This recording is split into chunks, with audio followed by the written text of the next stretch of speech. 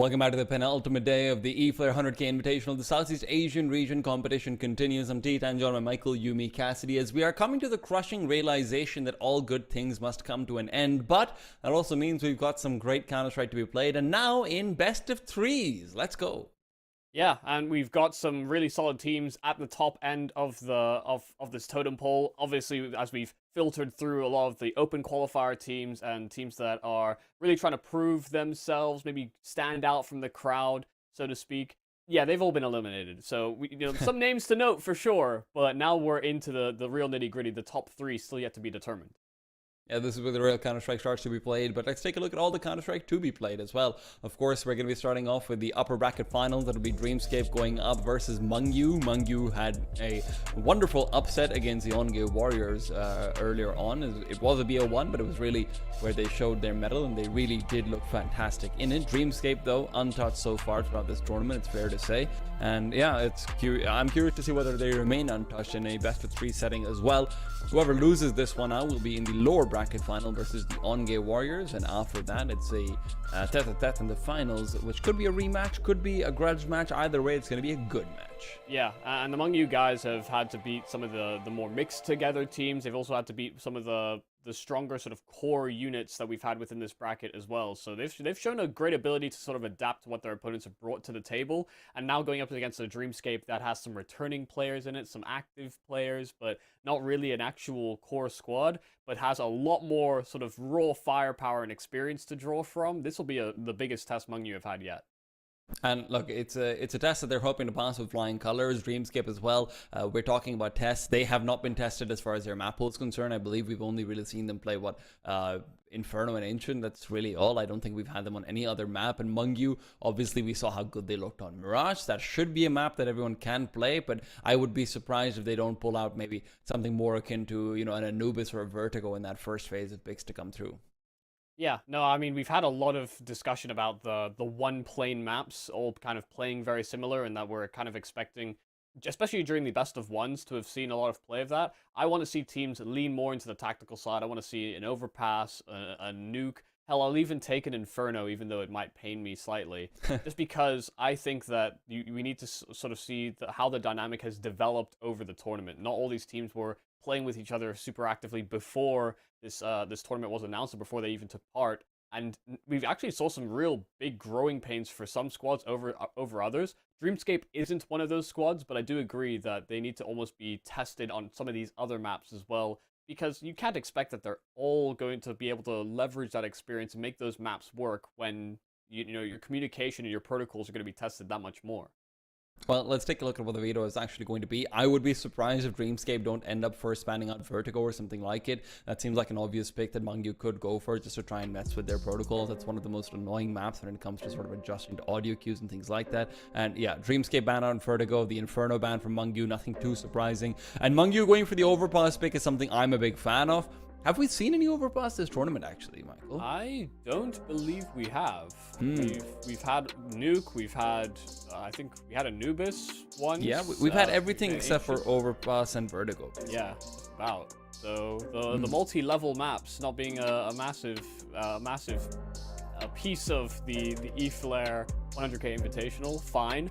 But that's kind of to be expected when we have best of one. So I do like the overpass pick quite a lot. I do think Mungyu are going to have a nice game plan sort of drawn up for that, just to sort of, again, weigh on that protocol dependency that overpass does sometimes bring. And look, as far as Mungyu is concerned, they were looking so good in terms of role definition on Mirage earlier on. I do think they've got a legitimate chance of taking this one out in two. Dreamscape on Ancient were pretty heavily reliant on a few clutches and the like as well, coming out from Splashke and everyone else over there. So I will say that there's maybe cracks that can be exploited, but they look very comfortable there. I would be surprised if they're not comfortable in Mirage as well, Michael. That does seem like the most unchanged map in the past 5-6 years of Counter-Strike, from pretty much everything else. Death taxes and Mirage being a standardized map, I guess. Yeah, no, I mean, it is definitely a map that I mean, obviously the layout hasn't changed, but a lot of the lineups that you use have obviously changed. The map got a full overhaul design-wise. The skyboxes are no longer a thing. There's new meta smokes. There's new Molotovs that you can throw. There are small enough changes that it could actually tax the Dreamscape guys, given that their knowledge on all these things may not be completely up to date, so to speak. Whereas for among you, that should be the expectation that they're doing their homework. They're still active players, and that they're sort of trying to find that next crack or next chink in the armor for some of these other teams that they're hoping to punch up into. And they did look very good on Mirage, right? So we are sort of prepared for something like that to come through. I'm really excited to see what their overpass looks like, because on Mirage we saw so much of sort of methodical mid play as well. A lot of very targeted attacks coming out to try and isolate out particular areas of the map and whatnot. It felt like they were targeting short a few times in the mid round after letting go of mid early on and everything like it, versus on Gate Warriors. So yeah, I think overpass is a similar map where you can try and isolate out sort of small corners and try to go for, you know, duels like that. And also, you know, their anchors were doing such a good job. Hims was able to continually push out into the B apartments, and obviously Sunshine's on the A bomb site, despite, as he mentioned, being on slightly higher ping. He was doing a very good job of holding on and still putting up some numbers, right? So good anchors on overpass combined with, you know, small isolated plays. I feel like that's a recipe for success on that map, if anything else. Yeah, they like to take risks, I think is a really big reason as to why they've been so successful, and why their game versus the Yongay Warriors looked as good as it did, because they looked more confident than the Yongay Warriors did in that whole game. You know, they were taking challenges, they were willing to take swings, and they were frequently catching the open space and set up for these super fast flanks that the Yongay Warriors kind of always had to fear for. So yeah, I think that's something that Dreamscape will have to have looked at potentially. Like you said, Overpass is a map that does feel pretty conducive to that kind of play style. There's a lot of push-pull. There's a lot of opening fights and information that you can get as a CT side, for example. So I expect Mengyu, this will play right into their strength. I will say, though, that part of what helped out Mengyu a lot in that Mirage matchup was that Nira was having a very poor time, and also Zeroltu wasn't having the best map. When you look over towards Dreamscape, I don't see anyone who I'm saying, okay, this guy's going to go missing, right? Kuma was playing very well. You mentioned about how patient he looked as well on the Ancient A-Bomb side.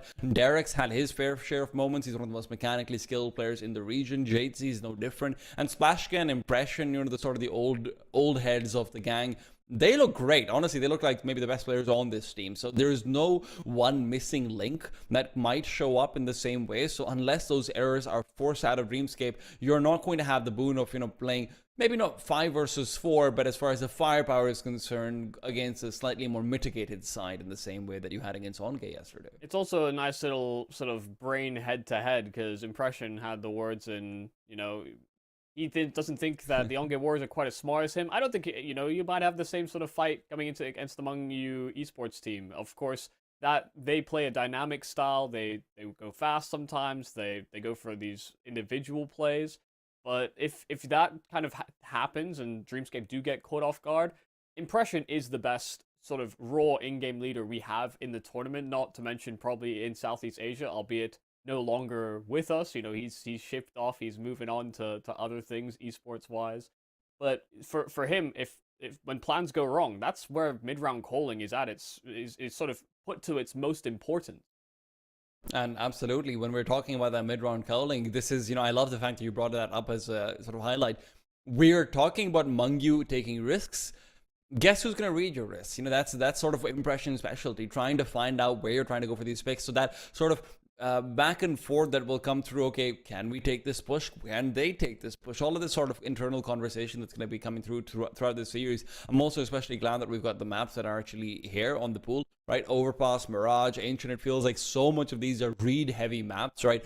That one last call to rotate out from connector into the other bomb side, that one quick call for, you know, on Ancient to be like, oh, well, I think we need to stack this side, the retakes, you know, being prepped up and everything. I feel like there's a lot of space in these maps for IGLs to flex. And yes, I realize that Mirage is more of a buggy map on paper, but honestly, even over there, there's so much there's so much to be done in terms of just deciding, hey, what parts of the map can we take control of when there isn't research to be had. One of the reasons why this map turns more buggy in the top levels of Counter-Strike is because everyone knows how everyone else plays, right? So there's a lot more limitations on reads, a lot more reliance on, hey, let's get those crazy picks instead. I'd say it's more nuanced than it is, you know, like puggy, so to speak, at the top level. For that reason, you know, there's a lot of sort of internal anti-stratting, one-to-one anti-stratting, where it's like, I know the tendencies of the guy that I'm trying to target in this fight, and so players go for something like that.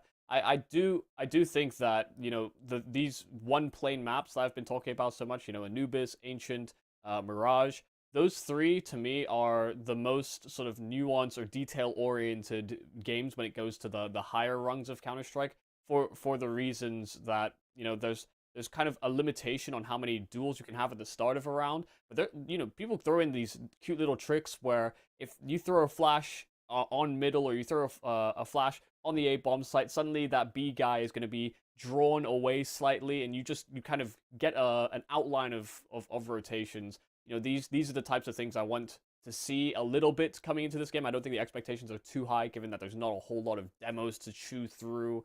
This is also a tournament where we still have mixed teams kind of floating around in the circuit. But I think Mengyu, for me, should be the team that, you know, should implement a couple of those tricks to prove that, one, that they're serious, that they want to get that next rung up for their prize pool, but also that they respect the tenure that Dreamscape bring to the server. Well, Michael, listen, I've got to get a prediction out from you now, right? We're at that phase in the tournament where we know all these teams. We've, you know, had our time to settle down, drink some tea with them, chill out with them a little bit. What are you thinking, Mengyu, Dreamscape? Which way does this go? I think, as much as I'm a fan of Impression, I am gonna lean I'm gonna lean Mengyu here rather. I think they really impressed me with the way that they played their previous game against the Onge Warriors. That gave me some added confidence that they can get this done. Wow, okay, I guess I'm the only one going for Dreamscape in that case, because I won't lie.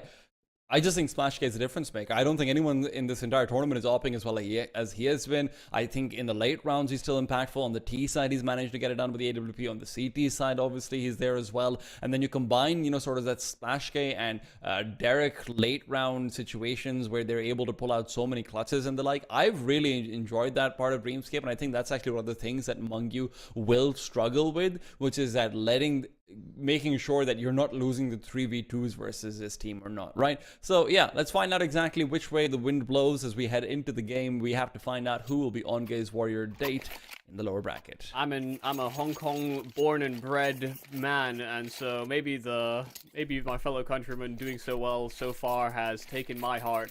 Yeah, a T-side start for Mengyu on their map pick coming into the series between them and Dreamscape. Dreamscape definitely the favorites. I don't think there's any ifs or buts about it, but there has been something to like about this Mengyu team. Let's see if they can deliver here in the server, where they do still have that second life. That's what they can always rely on, but will they feel comfortable in that, or will they simply have a mode of urgency? A lot of fast play in through mid and over to long. This is the gap currently that Mengyu are exploiting. There will be no information here for Dreamscape to garner quickly. At the same time, Dreamscape have got a good setup going out towards the divider area, so if you want to try and isolate out the connector player in response to this and let your B-side players be the rotators, they're the ones with utility. They're the ones with the kit. And it's sort of the expectation going into this one. Hims, out he goes, Splashgate trying to take fights, and now the revelation comes out of the CT stack, still dismantled, only 2 left. Again, they might have had utility, they might have the kit, but they don't have armor. You were really hoping for your divider players to come out on top of that duel overall, but now, even thinking about rotating backwards because they know that connector could have been a target, it might be a bit of overthinking going on for these CTs.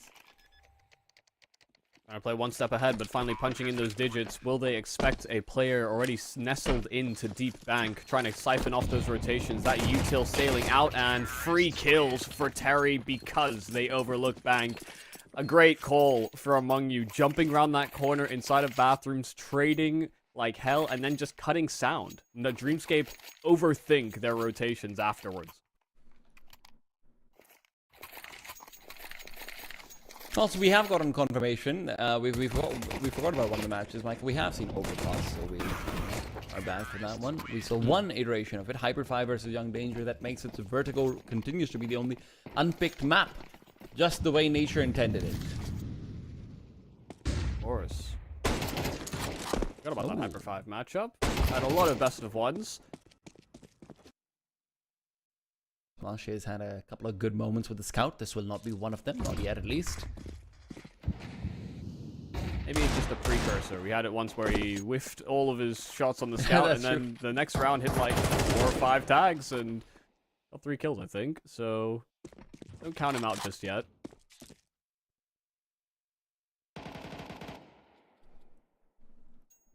He has a bit of wind-up time. Like an R8, but effective. These did go for the full rifle buy. That puts him at risk of losing a lot over here. Admittedly, if you win this one out, you are against an eco afterwards regardless, so it's not the worst thing in the world. Dreamscape have opted in for this force spying setup a little bit more so. It's a bit old-fashioned, but hey, so are they. It's called vintage, baby. Really making it difficult for Dreamscape to get any solid reads. Currently split 2 and 2. They do have a player sort of floating by in heaven to make that fast rotate to A should they need it. But 30 seconds now, among you still having these 2 players set up outside of B. They're going to try and sell on a fake, but a flash play for information. They do spot some presence, and I do wonder if this draws more attention to B than A. The B-bomb side isn't the primary mode of attack, though. Hims right now just looking for a couple of frags and looking to contact in and force the rotations out of A and then immediately withdraw, but they can't withdraw so easily. Jay's in the back line. Splashk's got a great kill as well. Kuma finding another one, and now suddenly you've got 2 AKs as well as armor. Sure, you might not have the kit, but this is definitely a retake worth attempting. Yeah, both doubling up on the flank. Will Axel get into a position to actually siphon this off in time? They're being very loud about their presence, so Kuma surely a dead man walking, but Jay keeping an eye on the backside, and Axel overstepping.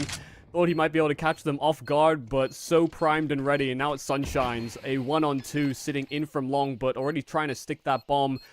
Smoke on it, so it's a very difficult lineup here for Sunshine. He's spamming away. He will get the diffuser, but there might have just been enough time if Jay had been able to find the bomb in the smoke. He fumbles it, can't quite line it up for the defuse, and so that 1 kill from Sunshine is worth its weight in gold.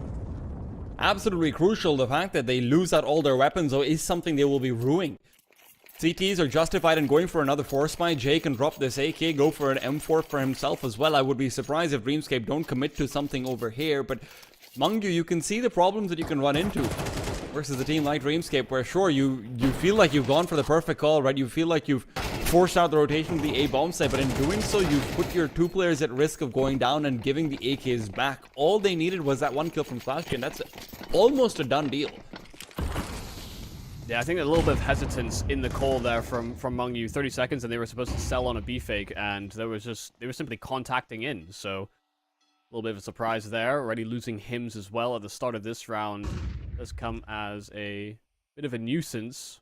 1 kill from Jay on that saved AK could be a spark that Dreamscape are looking for.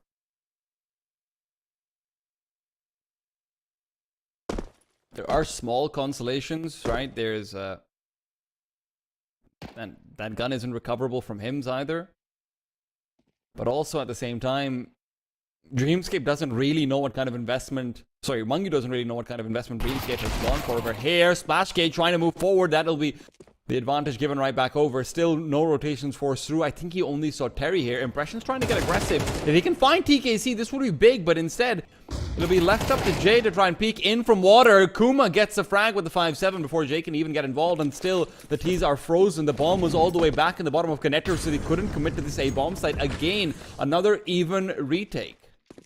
And this bomb is miles away. These players need to hold on to this bomb site for at least an additional 10 seconds before that bomb can get punched in. And Derek hitting the instant dink, Terry low, and they're boosted CT. If they try and emerge from long and think it's all clear, they're doubled bank. They'll not know about this. Bomb is dropped as well. They're going to be forced backwards. Only 15 seconds. They can even play the time. The CTs, both positions known. And Jay is looking to run off, hoping that his teammate could delay long enough. But now the bomb's being planted. He takes the one-on-one. Terry able to recover, but he's not got any HP. The earlier CZ shot will have guaranteed that Jay shuts it down, and Dreamscape to recover a round that should have never been theirs. 4 kills from Jay. You know, he had a moment where he might have been able to jump on the defuse fast enough in the 1v1 after dealing with Sunshines. He missed out on that opportunity, but he makes good on his promise. He was going to win a round for you, just not the round that you thought it was going to be.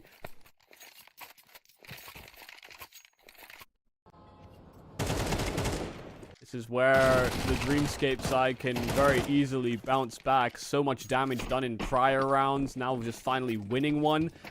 Not a whole lot that the Mungyu squad can do to combat this. 1 Galil for Terry, and that's all they'll bring into this round. Oh. Adrenaline's a little too high maybe for Jay. I don't blame him very much for it.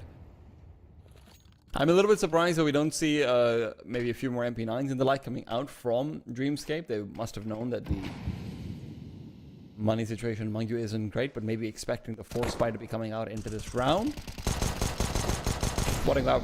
Spotting out about 3-4 players is Impression.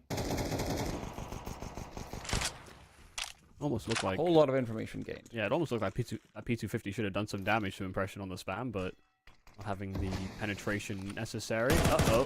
A quick boost, and I think they were expecting only Glocks, so for them to go for that play and reveal a Galil, yeah, Dreamscape have to keep their wits about them. Can't let Mongoose steal away around the same way you did. Well, Jay's at least here. Insurance policy is prepared. Now, reload in the open is a bit egregious. Axel will remind him of that fact, but at least he still keeps it even.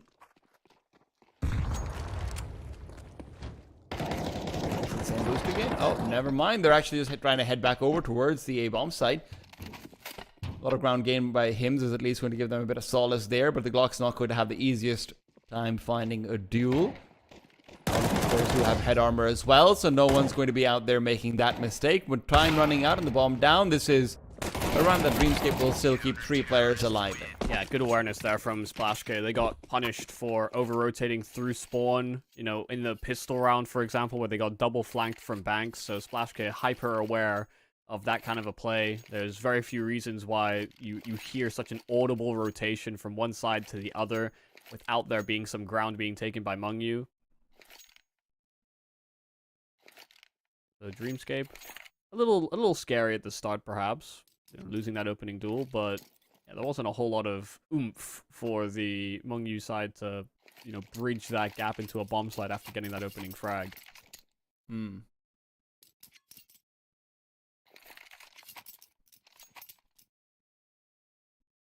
Dreamscape timeout. Yeah. Maybe just trying to figure out the economy for the Mungyu side, as they, you know, obviously there's a Galil there and everything. They think that the money might have been reset before. There'll be just an assessment quickly as well about, did they bring in 2 Galils? You know, there were 2 different players that were fighting with it, but of course one could have been recovered off the body of a fallen member. They should expect a full buy here. Oh. Well. A bit of hesitation from both sides, so I don't think we're live. I know what this means. Wait, is he holding the bomb? It's... Oh. Is he? Huh? Oh my god, J-Raz has done it again. Detective J on the case. Impression with the bomb.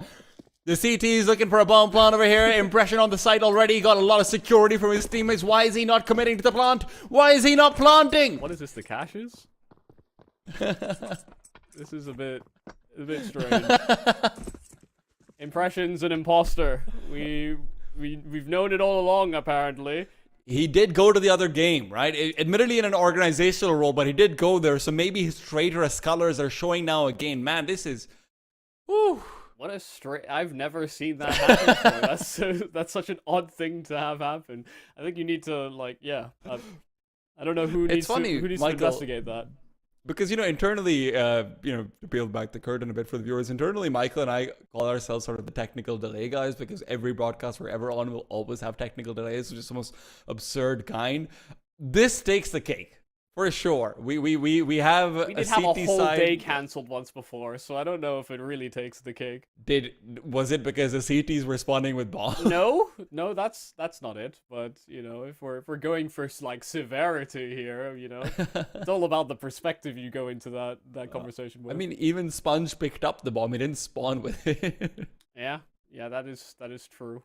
That is true.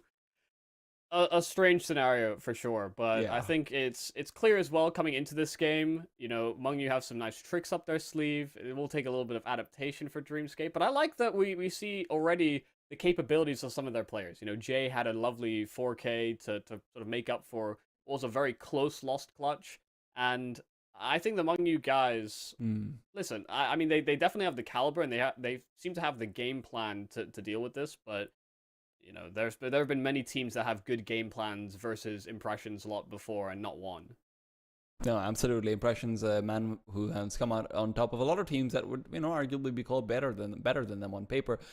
That being said, though, Impressions, a lot of things. A T side disguised as CT, he shouldn't be, right? So I'm just gonna go have a word with him, guys. Give me a second. We're gonna be back after a little bit of a break. Where is this?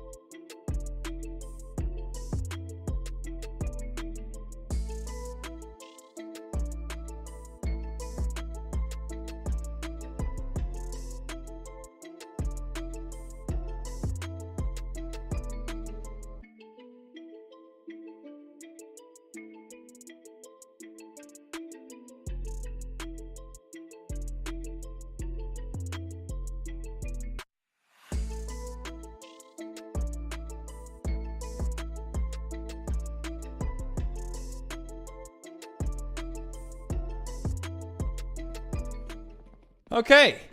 We have gotten the second bomb out. I've had a word with Impression, and hopefully he won't do that again. Flash is going to be coming out overhead trying to terrorize inside toilets, but Hims will be able to run him down. The close range duels not working out for him, and it feels like Mungyu have decided all of these game plans are all for noobs. They just need to go out and shoot. Kuma is the recipient of those shots. Yeah, very fast play here from Mungyu. I mean, they did chew off about 40 seconds off that clock just walking into toilets, but then they get ready to burst. Flashgate missing a lot of those shots, may come back to bite Dreamscape here, but a healthy post plant here for Mungyu. A man up and playing from deep CT. That's because it's an opposite dice plant, and they do have kits here for Dreamscape.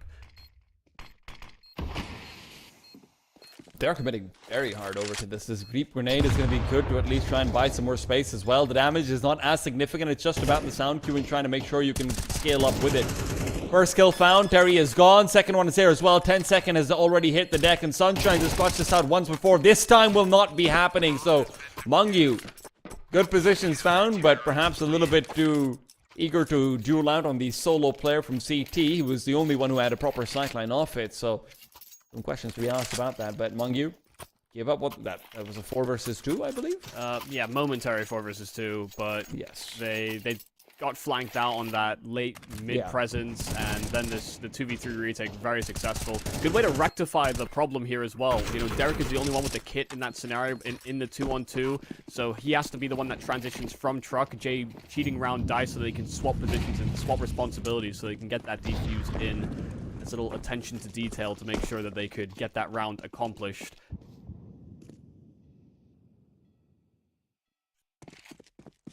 Told you, man, those the Sunscape, what? Dreamscape 2v3s are really dire to work against.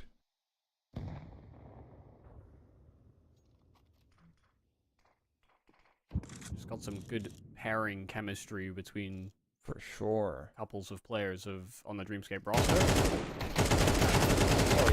Oh god, Terry even ends up giving a shot to the back of Sunshine's head. Splashgate is going to be continuing to fight forward, and listen, he might have had an iffy round with a little bit of a few whiffy shots, but this isn't that. Remember, he charges up. That's how it goes. Yep. Gotta coil himself before his gun can be spring-loaded. Yeah, Goku can't just throw Spirit Bomb after Spirit Bomb, right? That's how it goes. Mm-hmm.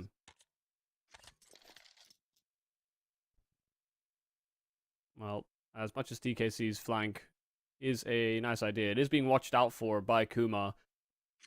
So, as he clears all these angles, it's very likely that he simply gets shot in the face. Yeah, well, He was so young. in the body. DKC a little jiggle, but Kuma just came out pre-firing, expecting the challenge. Had to move quickly at some point as well. That's a round that burst into flames. I mean, really nice performance from, was it Derek on the bomb sites? Spraying away with that AK, and very successful.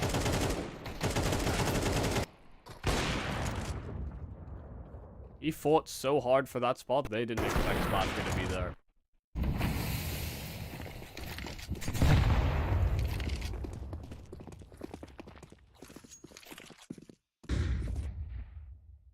Well, they have missed their monster smoke on Dreamscape, which isn't ideal, but given that Mungyu have no real presence that direction, it may not matter. Derek flash in, and that is beautiful timing between him and Splash K. You know, they take responsibility for all 3 of those frags. Exceptional work. I just felt bad the second I saw that flashbang slowing through Mungyu. It's a dead train. It's like watching a movie where you know the train's going to be going off of a bridge pretty soon without the bridge being there. A wreck. Well, Flashk's done his job already. He doesn't get a kill over here. And well, listen, kills are still nice to get. You know what? It's a bonus on top.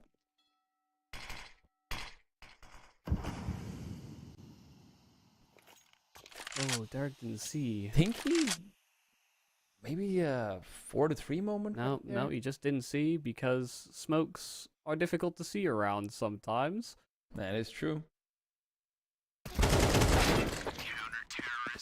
Inconsequential in Can't the even end. get the one. Yeah, that one kill could have gone to Plantain maybe, but inconsequential loss of life.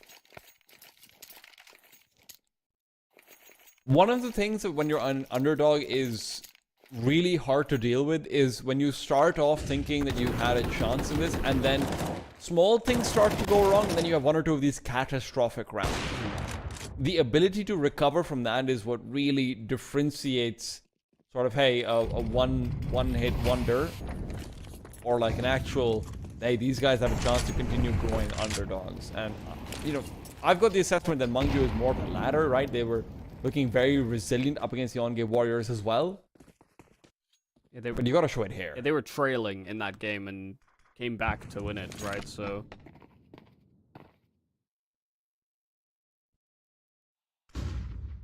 maybe they take a little bit of time to warm up themselves.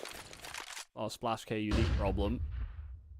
You like the mobility of Derek, though. He's kind of been all over the shot, but he's overwhelmed. And Splash K cannot hit his secondary shot. Impression there to cover off his duo's back. So all that aggression that mounted towards bathrooms comes to a grinding halt. That's because they're trying to walk themselves out for Monster.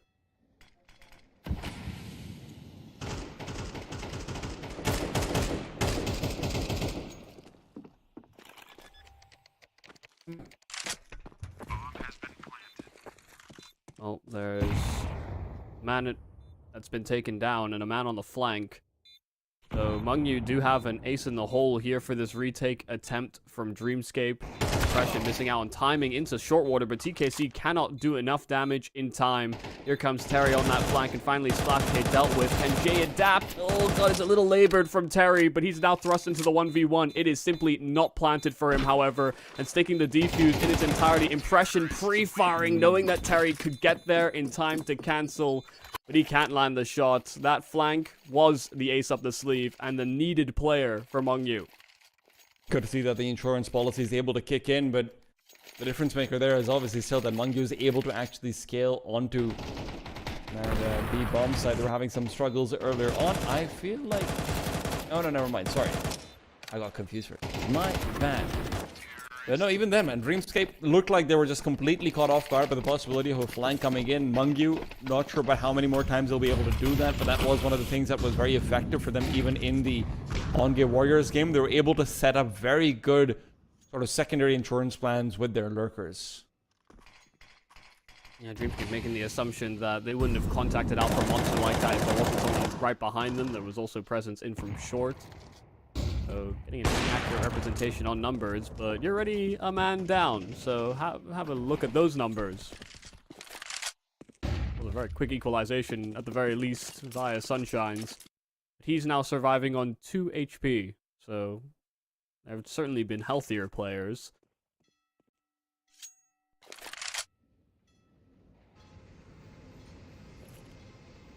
That was not one of the healthier players. That's an unhealthy player. Yeah, very unhealthy. There have been healthier players. He's not one of them.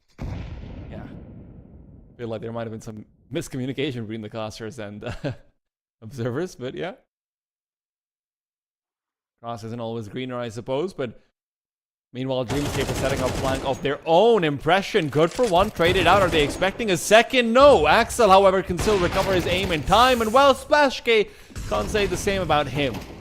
That flank that was being set up isn't able to activate. The double monster players were the only ones that could rely on, and Derek is good for one, but it's in the 1v2. He can't find the second frag. Beautiful round from Axel, enabling everything to transpire. Yeah, I mean, some solid kills to breach into the bomb site, and, you know, there was a moment of hesitation there from Derek. That smoke that's down made it so awkward to try and cancel the plant. Also allowed Axel to reposition.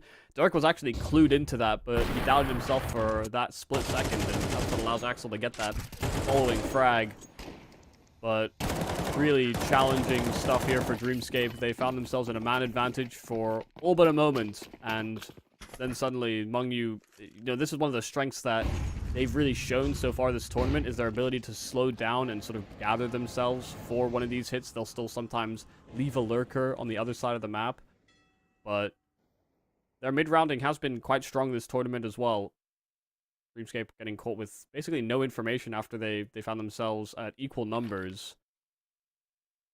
Now in with only pistols coming into this round. Mengyu just bursting into this B bomb side. And they'll quickly realize that it is vacant for the taken. Yeah, the double Molotov in the same place, probably not entirely what they had planned, but maybe there's a better spread.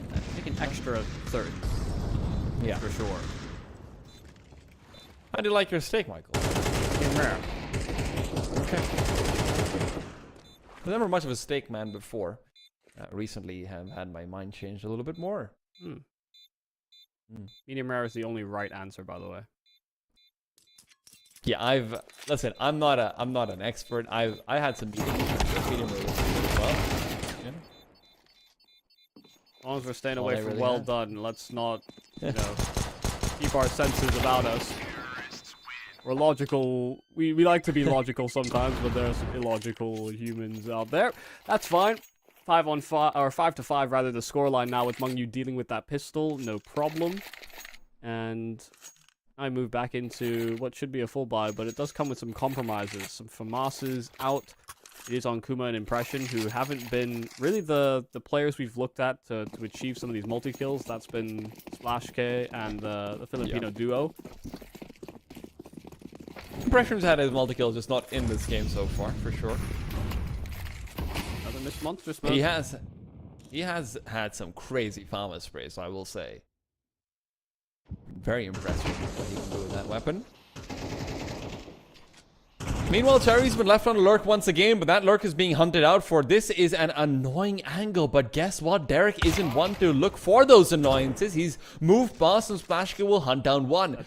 Derek's position is also not known, so they might not be ready for this flank to come through. Well, I think they do know is the problem. They definitely saw him. That's why he committed to the wide swing, only to fall into the orb of Splash K. So, yeah, they got to move quickly here because they know they're on a timer. Flashbang out, and Kuma's there with the multi-kill. You said he's not really been the man to call out for, but you know what? Now he is. Yeah. Also, 4 AKs, man. What a time to upgrade. That was so upsetting to watch from Terry's point of view. You know, saw just the backpack or some of the util that are attached to the models, and then he's sort of, you know, baited into going for that swing, thinking, oh, well, if he's close, then I can simply swing him, maybe get a free kill. Except there's the ult covering for him, so...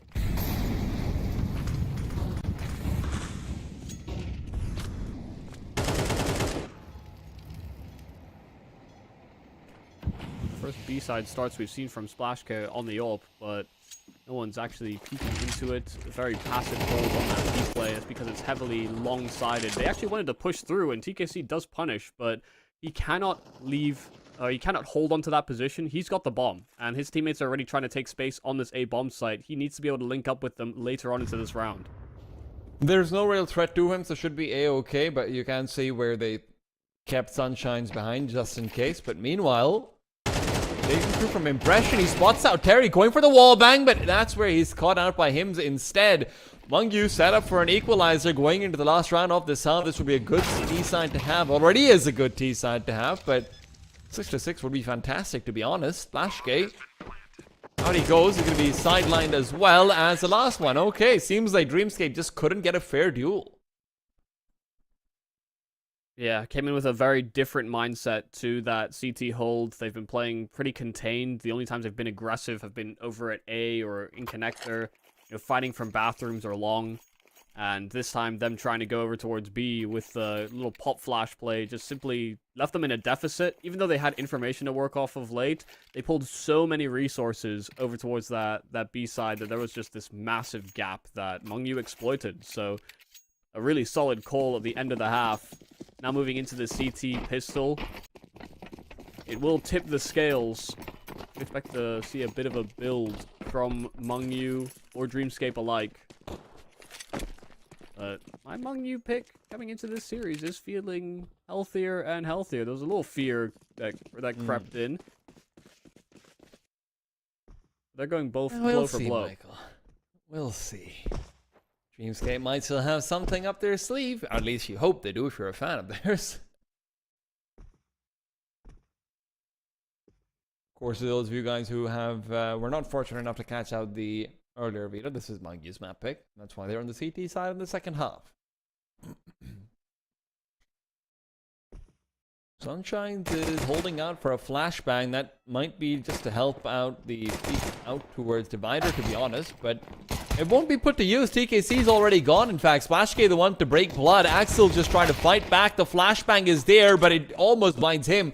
He's forced to turn away. That's not quite the right setup for it, unfortunately, and he does end up going down. And guess what? Dreamscape, they're not going to that A-bomb site.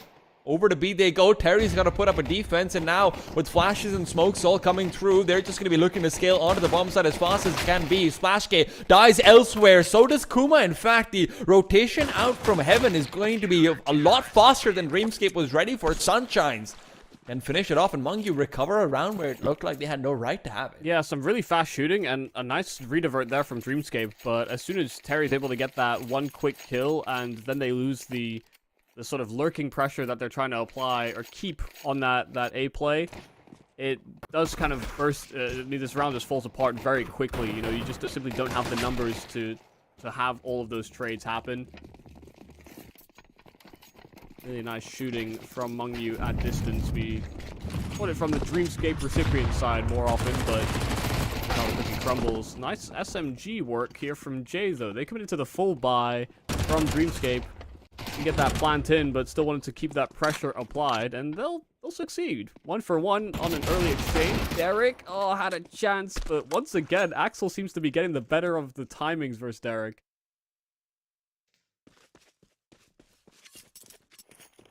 Sunshine's also going to be right back on the A-bomb side in time. So Dreamscape, who've not been pressuring long out too heavily, because so far they've really just seen Mungyu maintain positions of those anchors. They're going to be coming back when the rotations are here as well. Mungyu's even setting up for a flank to come through late into the round via Hims. This is already looking like a good retake attempt, but Jay might be able to actually change things up. Is he ready for Sunshines? No, he's not. Not at all. And now, although Splashk is there for the trade, the scout going for a multi-kill will be difficult to ask for. Sunshines has got Terry coming over as well, and now Kuma, the only man left alive, will be flanked out as well. They know Hims is coming in. They don't need to contest Kuma. Almost goes for the spin around, but can't quite get the crosshair there on time. Mungyu, a very good retake.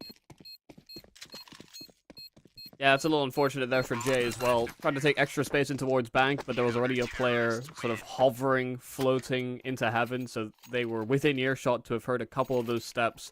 They knew what was coming. Mungyu some damage avoidance by dealing with that, but they got the bomb plant in, and so Dreamscape, they did enough damage to the CT economy. They feel like it's justified for them to continue investing. They've got AKs out. They'll have some utility, but those will be mainly on the players that don't have the same weaponry, which is fine. If they can dispatch a couple of rifles, you'll be armed and met with the same kind of arsenal as the rest of the squad very shortly afterwards, I imagine.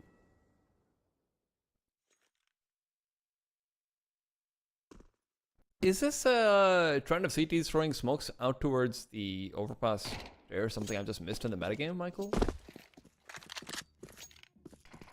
I know you're making a joke. And no.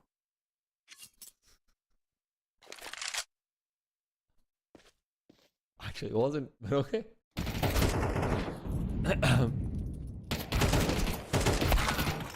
It's Splashk. Down and out he goes.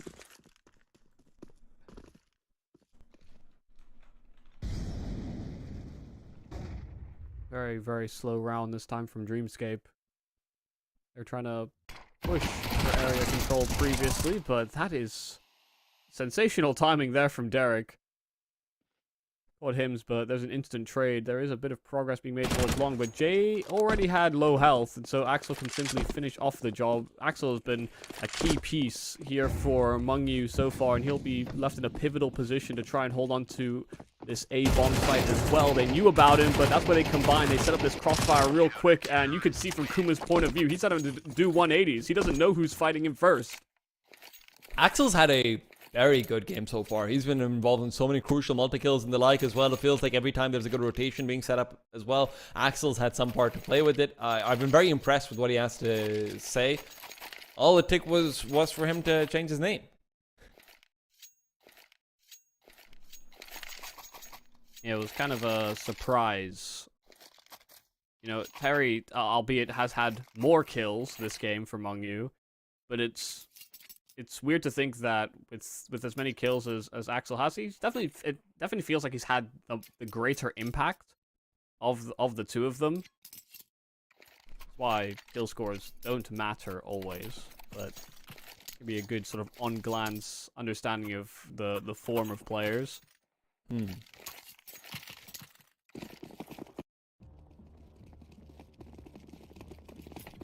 They're not really opting into an op.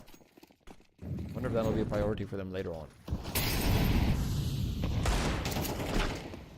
Yeah, I mean, it certainly could be, but they've had a lot of tests thus far on their CT performance, so maybe having an op, especially when they're anticipating that this should be a half buy,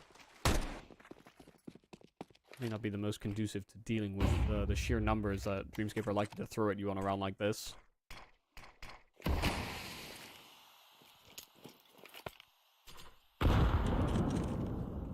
Getting ready for the flash bomb through. This would be one of those miracle rounds that you cannot afford to give up, and Dreamscape, honestly, at this point, might not be able to afford to lose. And Terry started off strong, but only good for the one, and it's Derek and Impression already on the side. They're not ready for Hims to come in from water. Hims even has some teammates coming by. TKC help him out, and a nade that'll never connect. Hims and TKC keep things locked down. Dreamscape get the entries, but can't maintain the advantage. That was almost awkward as well, because Terry was forced to fight. He got that first kill, he did want to fall back, but his teammate Molotov'd him on the wood wall, and so he had to just keep dueling towards Monster. If that had come back to haunt them in this round, that would have been a very terrifying discussion, and probably a very upset Terry, but Mengyu, yeah, they keep hold of that B-bomb site. They don't fall victim to the half buy. Now Dreamscape in with a full one. There's that Axel AWP you were asking for.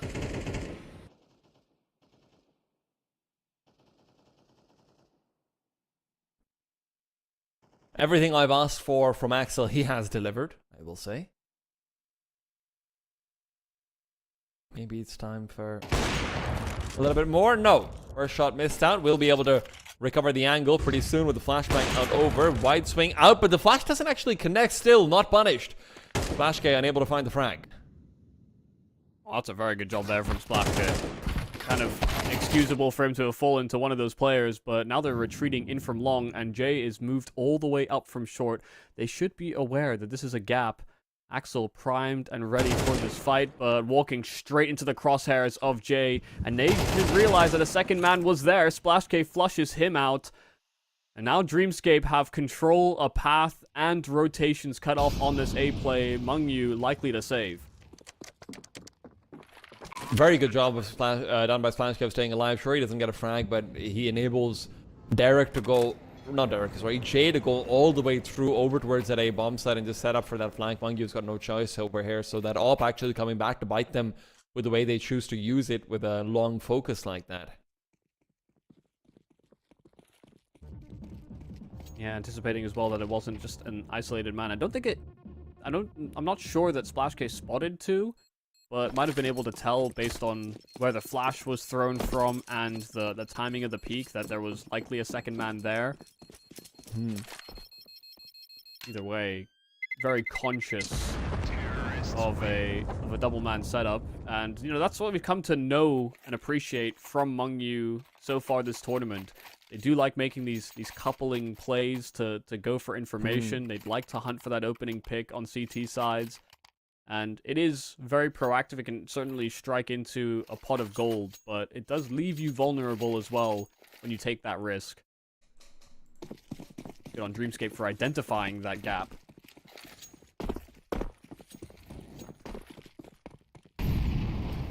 Part of the point I was trying to make earlier is that, yeah, the early round aggression might be good, but that's kind of where mid-round callers thrive.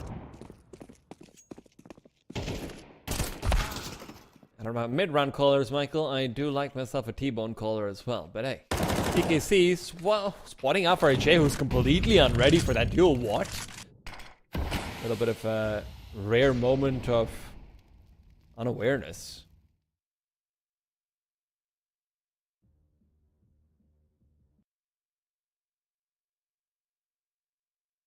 It looked like they're setting up for a flashbang, but there's no one to throw a flashbang. Just hoping to phase out the smoke and try and move in, perhaps, but they're still going to have to deal with Derek, who's very ready for this exact peak. Even so, loses out the duel.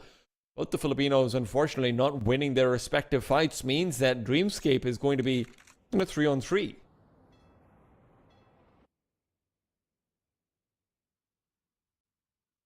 Still not making any sound. No early prompts for Sunshines to have called a teammate over, but now the util sailing out. Sunshines has to be able to delay, has to be able to get this first kill, but he's burning to a crisp, and he's sat in the flames, simply waiting for someone to swing into him, but they let that Molotov do its work. The definition of let him cook, I suppose, but the bomb is down, and perhaps Hims can be the chef for now. First kill found, second one was set up for him. Impression was low, but too quick on the scope. Up to 4, Impression hunting for an ace. Dreamscape hunting for a round, and obviously that's a little bit more important than the big 5. Terry creeping through. CTs can't really afford to lose 2 in a row like this, and, well, it does look like they're being set up for being taken down. Impression even managing to recover his aim after dropping down the full ace. Dreamscape, that's going to be a difference maker. And Impression, once again, just showing some fantastic work.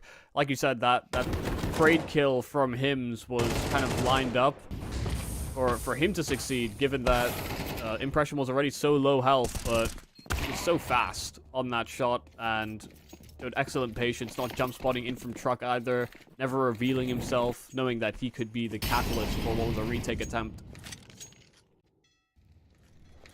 Yu, not in the healthiest of conditions. Sure, they got to double digits first, but Dreamscape back in with a vengeance.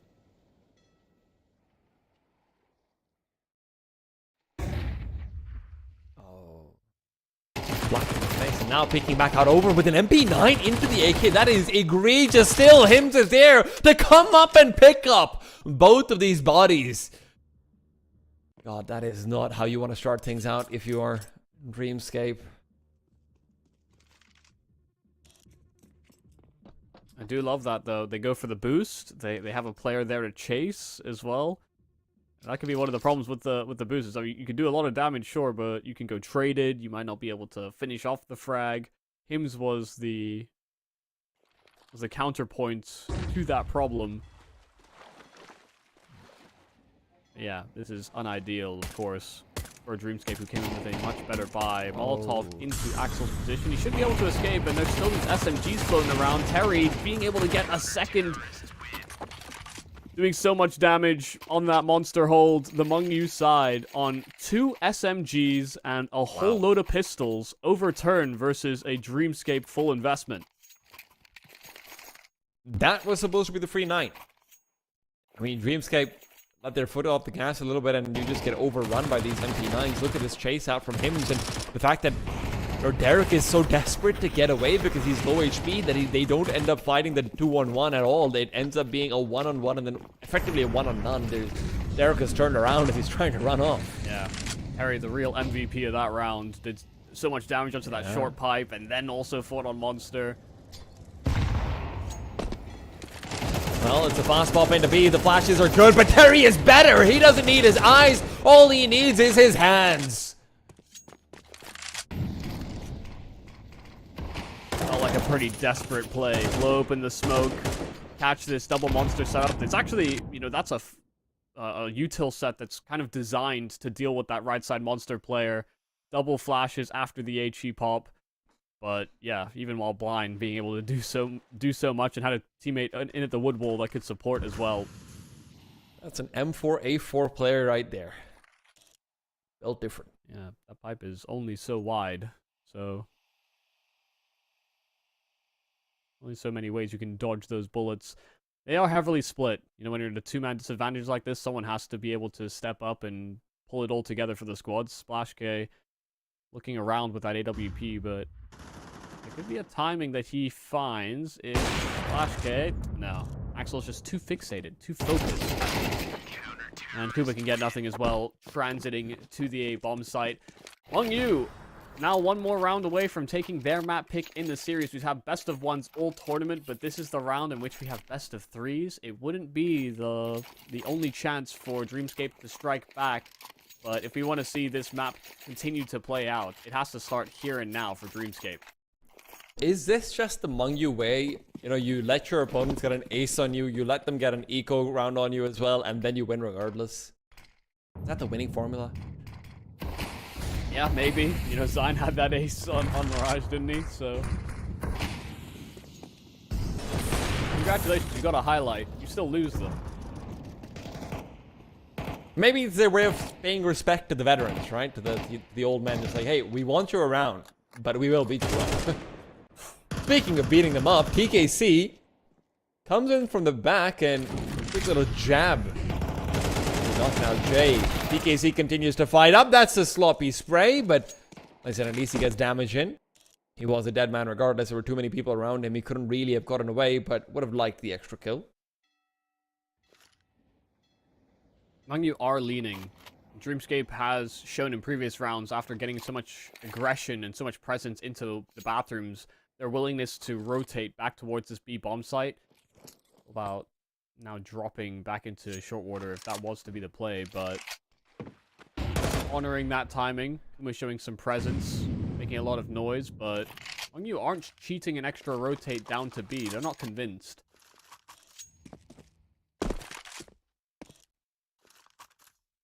Max is off on the jump spot by just a second or so. We'll go for it again. And now he knows. Now he's... Oh, no, never mind. He doesn't. They've managed to make the full crossover. So on the right side, they won't be seen. They know he's going for these jump spots earlier on. A smoke down to give Sunshines more cover. Axel! He's doing it all on his own. Will be scoping out for a third as well. One more bullet in the chamber. It will not be used. Impression. Got around on a low HP before, but now there's a grenade from downtown. Mungyu on 13. Dreamscape cannot last. They cannot go through. And it is Mungyu to take the W. I mean, a very impressive map here for Mungyu. Once again, just showing some really nice bursts, some nice philosophy to their CT side, and as well played into that mid-round so heavily and actually frequently caught some solid timings. You know, that 6-6 first half, sure, but when we saw them on CT side, it felt like they were so much more composed and ready to address the attack of the Dreamscape roster. I mean, we had some good performances out of several of the stars on Dreamscape, but Mungyu, by far and away, you know, they had Axel and Terry firing on all cylinders. And this is the fantastic thing, right? It's that we are seeing Mungyu come through and win, not in a way where we're saying, oh, well, you know, Neora didn't have all of his frags, and maybe Peralta had a quieter game. It did feel like everyone on Dreamscape had at least 1 or 2 rounds where they popped off, right? Even Kuma, who was maybe a bit quieter than the rest, he had that fantastic round with Thomas as well. Impression had an ace. They're having these cute flash plays as well. Dreamscape was not unready on Overpass. They were just not as good, to be frank. Mungyu looked fantastic. Yeah, and there were quite a few bailouts for players like Higgins or Sunshines. You know, these were attempts that were made continuously by the Mungyu roster. And in the one instance where they got caught off guard on the A play, you know, they didn't show an over tendency to just commit to retakes. You know, they actually went for a save call where some teams have just been so retake heavy. They've been winning a lot of them this tournament, and so they just keep on funneling into that. A lot of respect being over to the Dreamscape guys, but Mungyu played a very complete looking game on Overpass. I mean, you're saying some teams. I feel like Mungyu is the only team I've seen save almost all tournament long. It did feel like it was just not something they're allowed to do. But despite the fact that Impression tries to bring a second bomb into this game, despite the fact that he tried to switch some colors out there as well in a couple of tech issues and the like, Mungyu still do persevere. They come out on top. They look like objectively the better team. But can they do it again on their opponent's map pick? It is Mirage, a map they've already gotten one upset out on. Could this be the full 2-0? Find out after this break.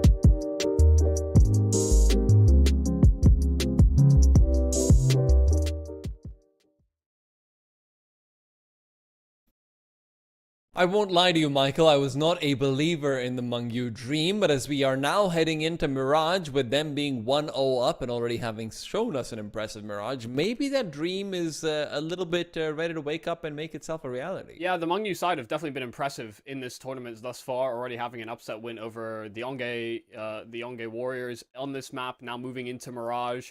So Dreamscape certainly have a tall task ahead of him. Not only do they have to deal with a Mungyu that looked composed on their map pick on Overpass, but they already have the added belief that they've beaten some veterans of the Southeast Asia region on this map in a comeback. You know, they were trailing at one point in that Onge Warriors game and won in overtime. So for them, there's going to be a lot of confidence in this pick that Dreamscape have gone for.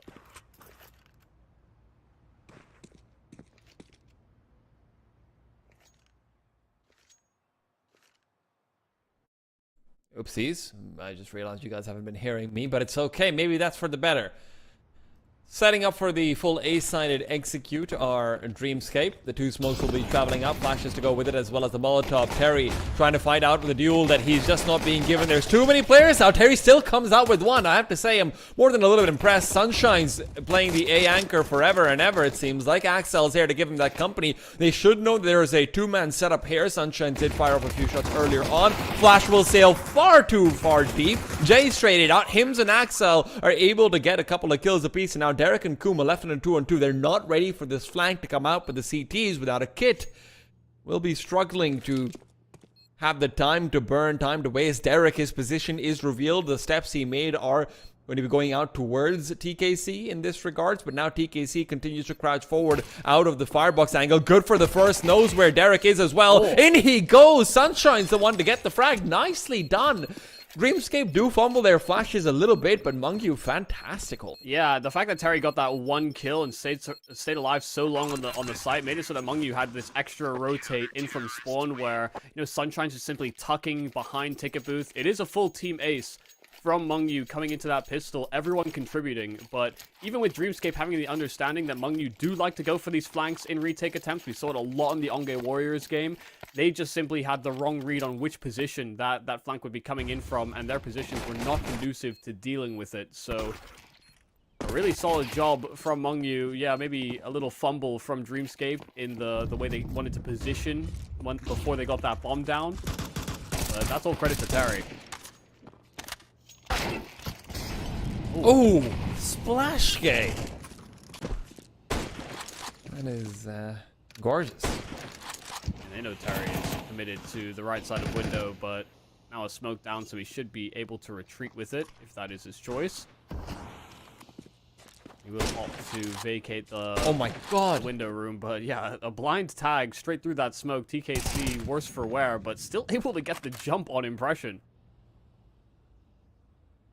I have been nothing but impressed from the Mungyu side so far as the ability for their individuals to continually step up. That is something I do think some of the old Hong Kong teams did miss at times, and they seem to have really gotten it all together. You know, all the best pieces of the Hong Kong scene, I'm sure, are in this lineup.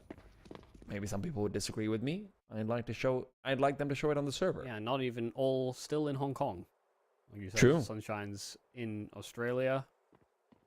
I believe one of their players is also in China for studies or work. Hims.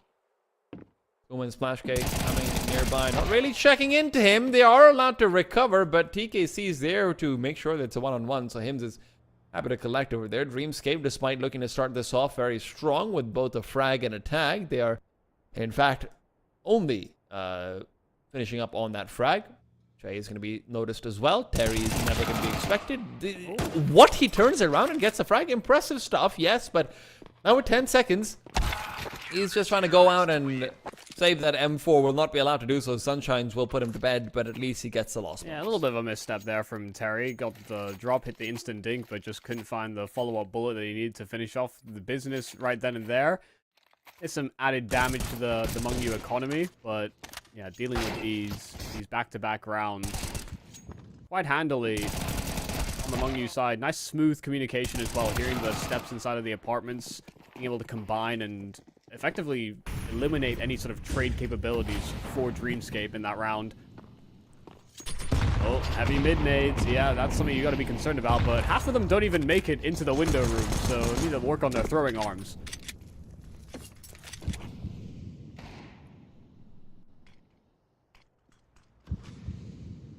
This is a very timely flank being set up. Dreamscape, if they lollygag even a little bit, Sunshine is going to be in a perfect position to just mow them down at the same time. There's a window where, look, Hims is a lonely guy. He doesn't really have any friends over here on the B-bomb site. At least he won't have to deal with the players coming out from short, but maybe this is how he wants to be, the lone wolf. Just to continue fighting it out on his own. One man against the world. Hims has got an inner monologue going on, and he has hit his hero arc. He's Hims.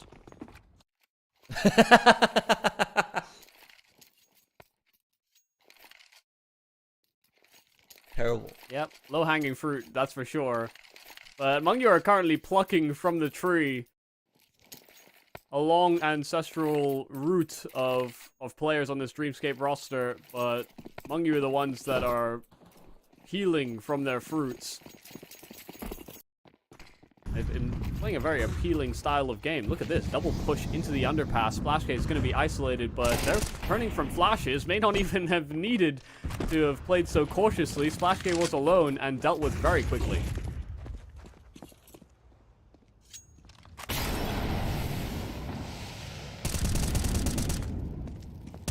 That's about worst case scenario here for Dreamscape. Your B defaulter found in the opening 20 seconds. Mungyu cleared that out.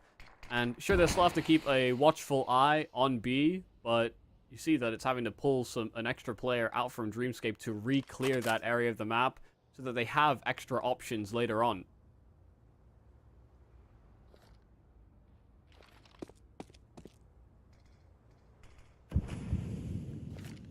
The fact that they're so comfortable stacking 4 onto this A-bomb site.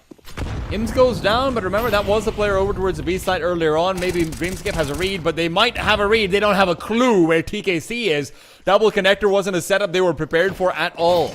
Now a 4-on-2 Dreamscape falling apart. Long range MP9 from Sunshine's maybe not the weapon for the job, but hey, if he can keep them away, that's all that really matters. Keeps himself alive as well. And as Jay keeps on peeking forward, Terry finally goes down, but TKC makes his 2 into a 4. Mungyu 4-0. Very solid work.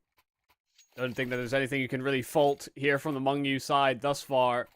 Playing together, preventing these crosses into deeper positions here from Dreamscape, and showing more of that same kind of game plan they made work so well versus the Onge Warriors. Very proactive on this CT side, always coming in with a plan, an area that they want to target.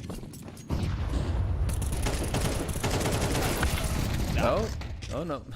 Quite a troublesome angle to deal with there by TKC, but they did trade him only for Terry to get all of the other kills needed in middle.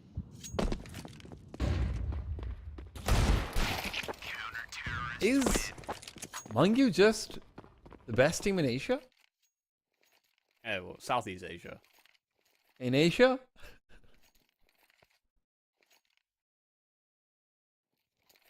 You heard me right, Michael. Yeah, no, I mean, I did, but I couldn't quite believe what I was hearing. I'll throw some respect out to the Chinese and Mongolian squads that, yeah, they might be absent at this tournament, but, you know, this is the type of performance where, you know, Mungyu, I don't think are even really on the radar, much the same way as some of the sort of other prospective teams within the region would be, but this would certainly add them to the conversation. Impression just cannot win the duel out. He's reliant on the trade, and sure, that's nice to get, but TKC wants to continue fighting it out. Sunshine's is largely been maintaining this deep CT angle, and although with an AK he'll have a better time than the MP9 gave him for sure, but now he's being forced rotated back over towards the B bomb side. Dreamscape finally getting enough entries to go their way that they can rattle up the defenses. A lot of util used out to the B bomb side as well by Kuma. And it will be a free, unoccupied A site. Mungyu likely to save if Kuma lets them. Yeah, fully expect TKC to be able to get a kill inside the apartments, but Kuma is bypassing him by rotating through the underpass, or somebody had to have thrown all that utility on the B-bomb site, and they'll realize that they have chosen the wrong of the two to sort of gamble towards. And so this transitions into just a simple save call here for Mungyu. Even though they have money to reinvest into that following round, they simply do not have position nor the numbers. Finally, something going right here for Dreamscape, addressing that mid-control attempt there from Mungyu, meeting it head-on and coming away better on the trades. Someone's got to do the dishes.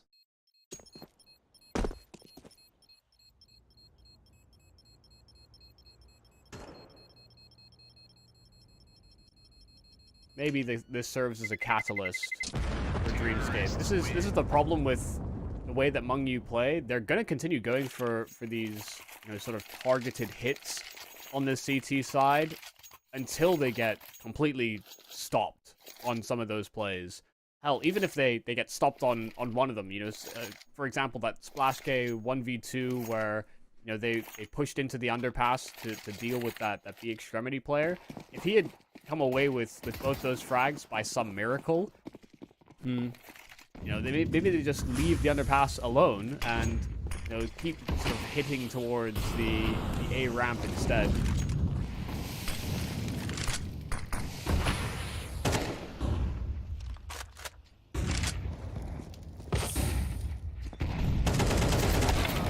Jay, struggling on the duel this time, can't win it out. No impression to trade, I suppose. That's not helpful. Terry, an advantage and another one. Michael, this aggression is not stopping, is it? No, and it won't until, well, they have maybe 3 or 4 rounds straight of going for it and not succeeding.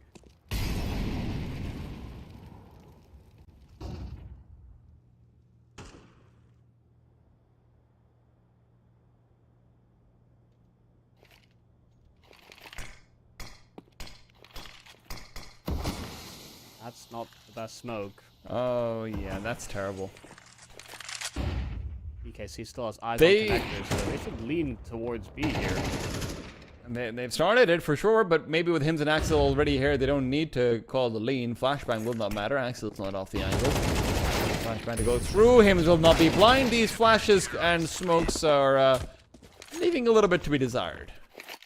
And it might feel like a bit of an egregious comparison to make, but you know, part of what made Heroic such a strong team at the top level was this same style of play, you know, trying to eliminate possibilities from your opponent on certain areas of the map. They love sort of coupling up, even sometimes having a trio of players committed to a position to full clear it. I feel like Nuke is a good example of exactly that. While we haven't seen Mungyu on that map specifically, they're playing with the same level of awareness and disruption that does make it very hard to play up against, because you don't know how to sort of counteract it based on a plan that you can't foresee going into the next round. And, oh, no, it's Flash K. What? Just, it's life, Michael. That's what it is. Got spammed. Sometimes Counter-Strike doesn't want you to win. Yeah, that's a hell of a lineup there from TKC.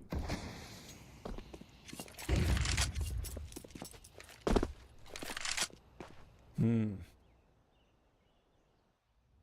don't know what Dreamscape does, right? You know, you don't have any of your regulars showing up. Impression is 0 and 7. Splash K is 1 and 7. And yes, the remaining trio have had their fair share of fantastic moments, but it does feel like a lot of this core is built around A, Impressions reads, some of his game as well, and then Splash K being able to come through with a few multi-kills every game. There he does miss the timing. Jay's actually able to come in from the side. Advantage maintained as Axel will be playing out from CT. These wallbangs are insanity. Still, re-peaks are going to be a little bit much, and finally they do fall. Hims to make his way over to this A bomb side. 153 ADR, you can see that on the HUD. He's looking to pop that average up a little bit more. Derek and Jay still holding on the A site. Jay's already gone. Derek rotating back to CT will spot him out, going over the stairs, and as he continues to challenge, Hims will be fighting out from stairs and gets it done as well. Mungyu are not here to lose. They are here to get to the finals. Oh my, he really is him. He is playing a lights out game thus far. Immediately floored Jay. You know, that's the dynamic duo here on Dreamscape from OTG, Jay and Derek, and they simply cannot pull it together. You maybe think Derek can play for time, given that bomb is down and he knows where he's coming from. But because he had that heads up, he tried to catch him off guard, and once he committed to that duel, didn't feel like he could back down. That shot from Axel is a bit egregious. Really gave Hims that fighting chance in the round, and he flourishes with it.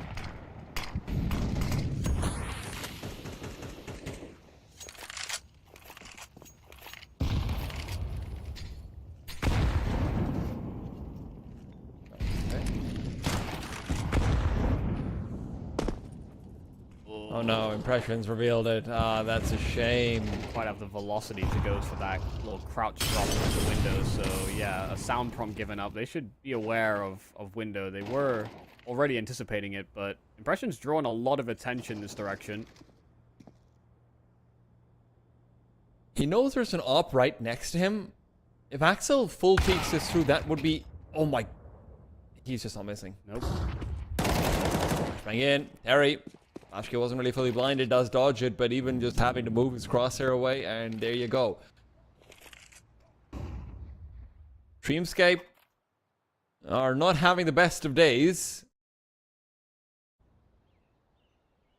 I think they might already be having conversations of the lower bracket at this point, but Mangu is sitting at a projected 8-1 with the T side money not being the best place to buy in the next round as well. Maybe Derek and Kuma can make those projections go away. Boost up over stairs, but they are spotted out. Derek will get the first kill, but that's where Sunshine just activates. Mangyu've got it all figured out. Yeah, just showing some great chemistry, you know, between, you know, both holding into one angle. As one gives it up, the other one takes it, setting up for a flash play into Con. Feels like the communications are very dynamic here for Mungyu. They're put into a little bit of an awkward scenario because they understood that someone could have been boosted window, they could have been creeping Con. They addressed both excellently. Axel may not have the most frags, but you're right. You know, he hasn't really missed many of his opportunities when they've been there. Even when those opportunities haven't been there, he just wallbangs. That's, yeah. Can't always rely on that, but...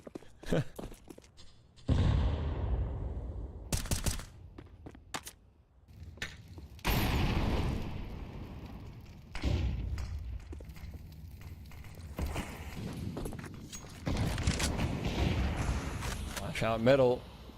No one there to peek with it for once. CTs are content with maybe letting this be a little bit... Oh my god, Terry's just been given everything. He's going to be going up for another peek. Impressions not got a chance. Oh, even Kuma can't get it. Call it quits, guys. Call it quits. Mungyu. They're in the finals. Yeah, I mean, you're forecasting, but so far, they have looked very impressive. Dreamscape not offering us up a lot of variation, going for a lot of the same early map control that they typically would enjoy doing. And this is one of the problems with the way that Mungyu have been playing. You know, we haven't seen them lean for any sort of B-side control yet on the CT side. But they've been so proactive in middle and down towards ramp that it makes it difficult to just set up for an execute. Once again, a different look here for Mungyu, but they are ready. They're primed. A flash in though. Splash Cave blinded up, and the rest of his teammates right behind him similarly flashed. 3 kills in an instant here for the Mungyu side, and before Derek knows it, we've only had 25 seconds elapsed on that clock. He's alone in a 1-on-4. No. He's not alone. Joins them.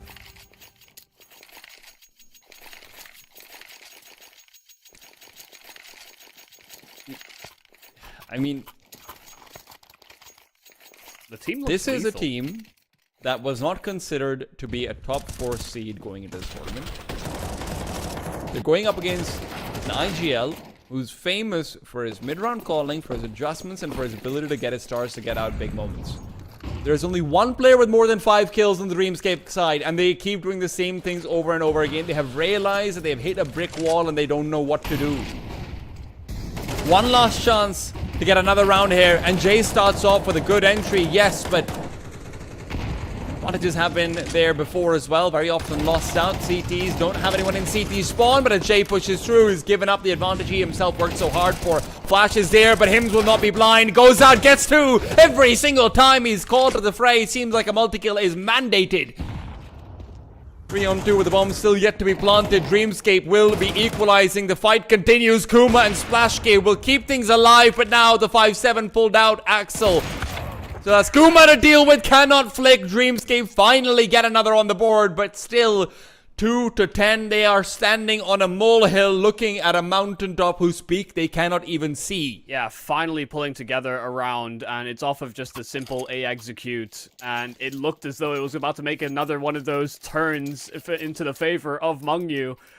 So many heavy hitters and doing such a commendable job. I mean, Hims has definitely been very impressive, but TKC as well has sort of commanded so much respect on these mid fights as well. This Mungyu squad have many tools in their toolkit. Dreamscape didn't even know we were setting up for some carpentry. Already a map advantage, and now a 10-2 lead moving into the second half. It's no surprise this pistol is a necessity for Dreamscape. Otherwise, this comeback is simply a dream. He's inching forward. TKC's generally been a menace in middle. Can he do it on the T side as well? TKC, good for the first. Axel spots out Splashka as well. Now they've got information of 2 more on short. They continue to fight, and Dreamscape continues to fall. Not a single kill so far, and Impression breaking the vent, sure, but can't really break into another kill. Dreamscape, they've taken a knee. Pivotal kill for TKC. You know, I understand everybody survived there from Mungyu, but had he not drawn attention towards top middle and won his duel, you know, that's the first domino that falls in what is then a line of other dominoes right behind it there for the Dreamscape roster. Each player was drawn to different fights and caught by someone else.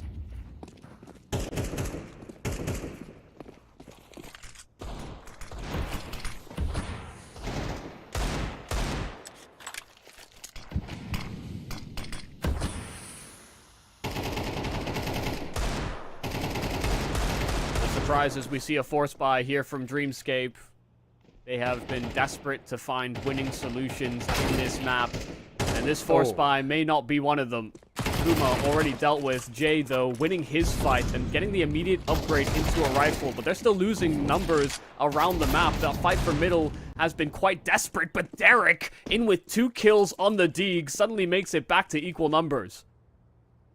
Consolation is good. TKC, I don't know if they know where he was. Jay's made noise, and Jay will be clearing this angle. You'd hope so, but as he peeks forward, he's missed his chance. Derek, only man left, and this was good with the Deagle.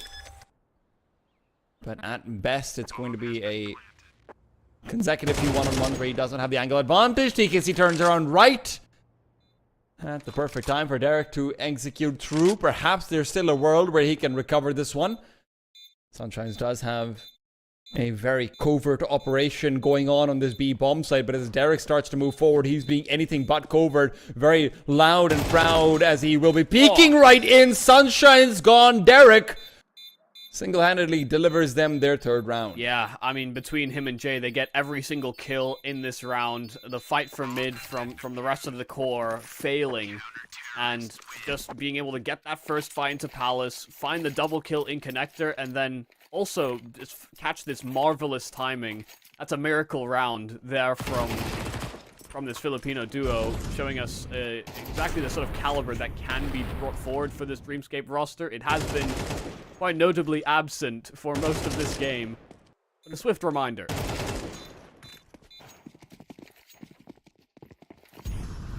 That's the Hail Mary. That's the miracle they were hoping for. A miracle can get things going, but you only get given a profit once. You've got to keep things under control now for, what, 8-9 rounds in a row? Dreamscape.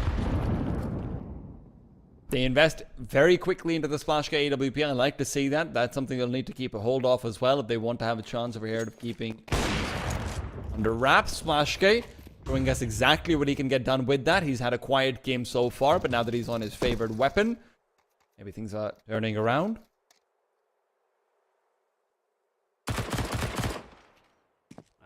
Terry a little too wide for his own good.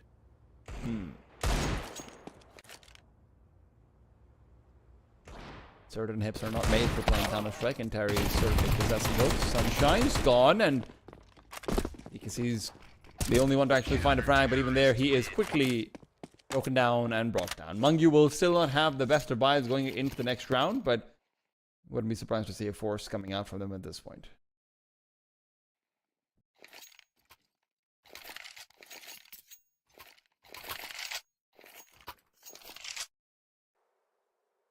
I, to some extent, am a little surprised that they're going for the force here. You know, they've got a decent amount of rounds. It looks better in the full gun rounds, and the way that they've been using utility has been quite commendable as well. And this will be relatively bare bones on the util front. Oh, I'm definitely with you on that. But also perhaps feeling like, hey, even if we just make sure that AWP is out, take out, 3-4 weapons, even if we lose a round, then we'll be set up for decent success later on.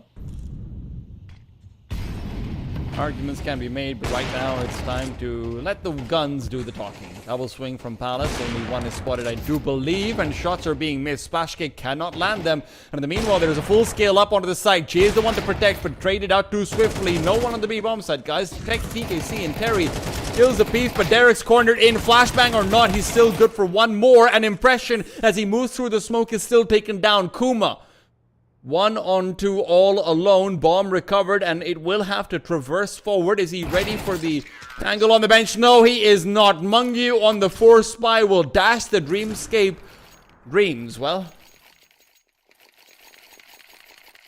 and may just set us up for that Dreamscape Onge Warriors grudge match in the lower bracket. It's looking all but a certainty. Impression gave us some fine words about facing off against that squad, because they were kind of expecting to maybe play them in the upper bracket, but they're being given the same treatment, if not worse, by Mungyu on Mirage.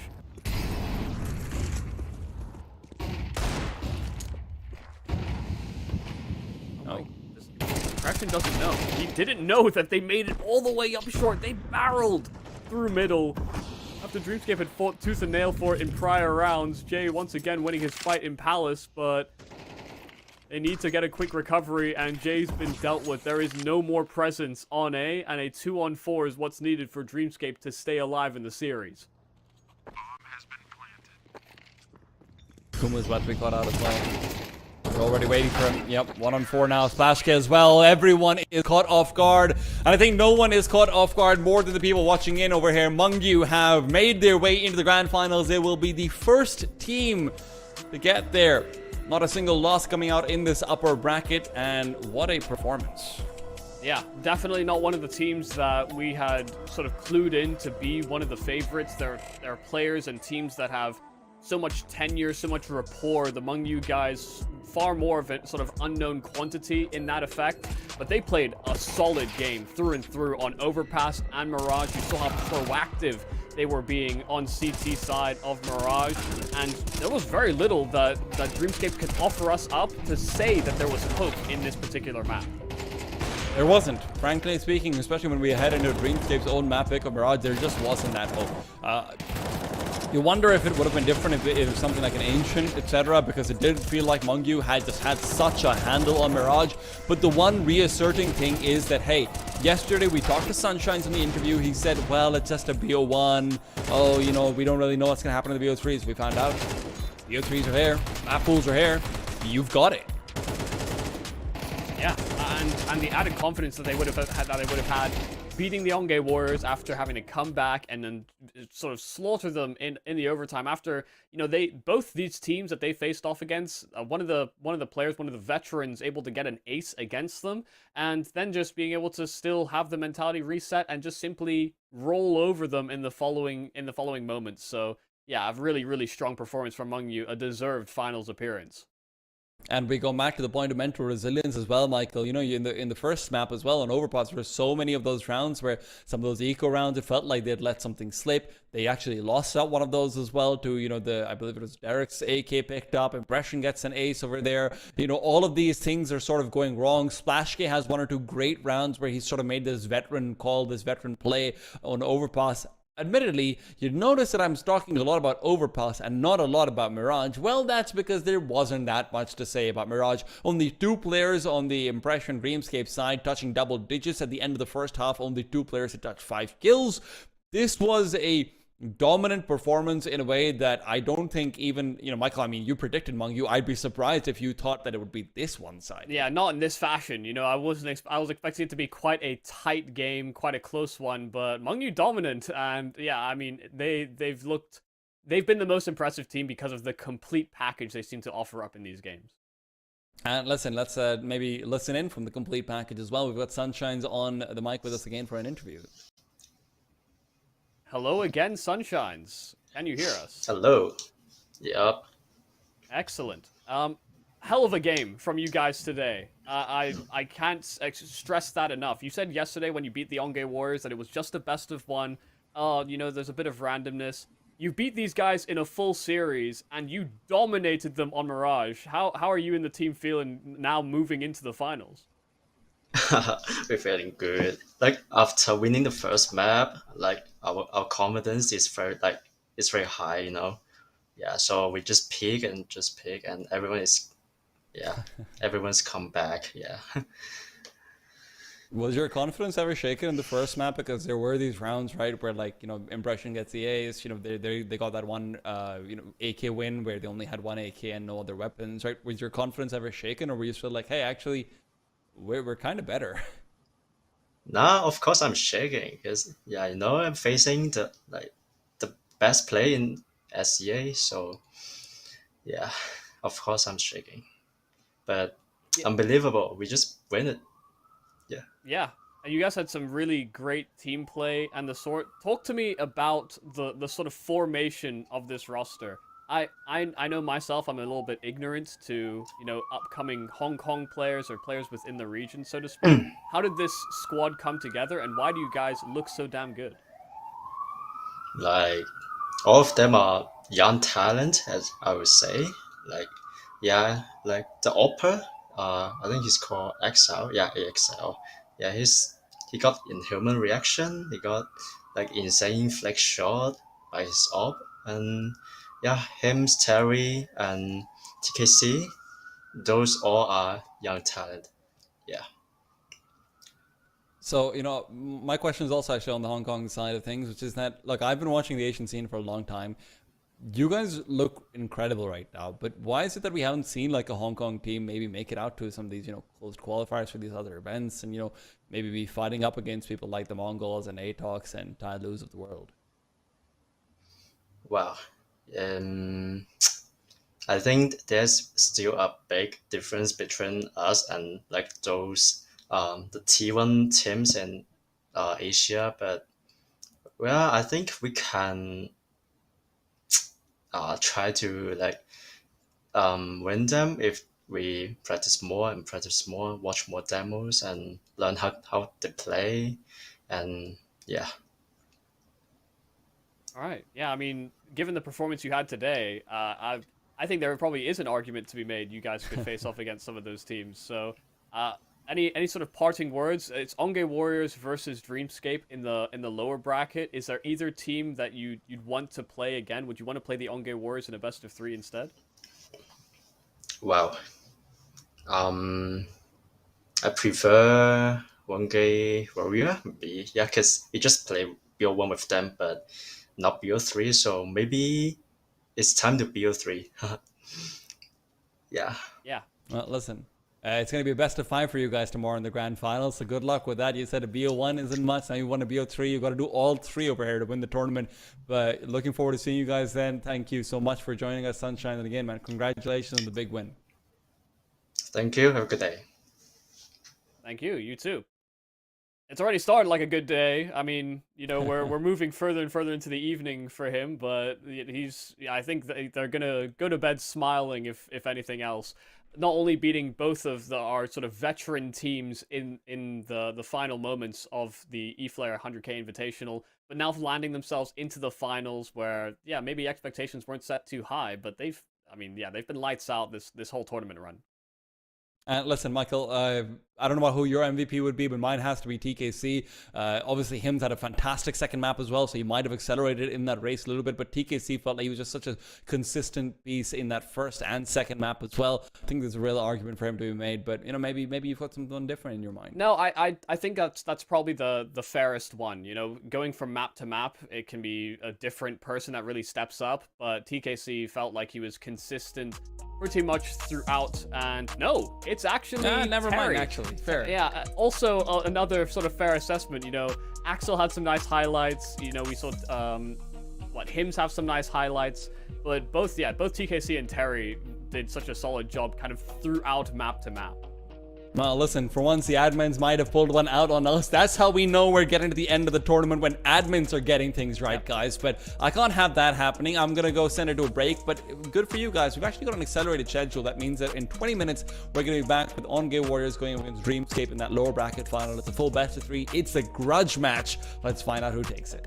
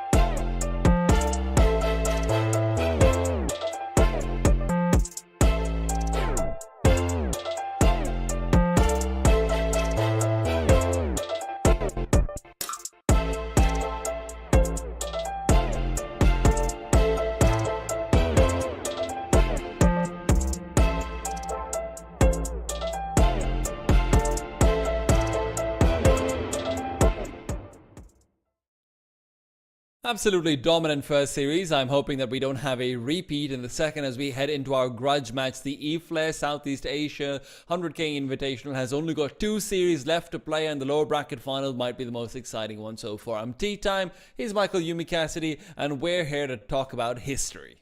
Yeah, I mean, some history between these two rosters. The core of the Onge Warriors throughout this tournament has been Bentet, Zine, and Zerolte, of course, fielding in a couple of players from the Indonesian scene to fill out the rest of their roster.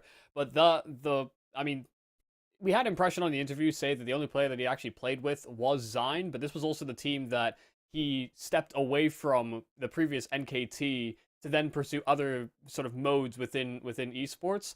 And listen, he had fighting words to say about them, saying that he doesn't think they're going to be as smart as he is. And also, coming into this game, apparently, we're not going to even have Bentet as a part of that core anymore. There's going to be a third Indonesian filling his place.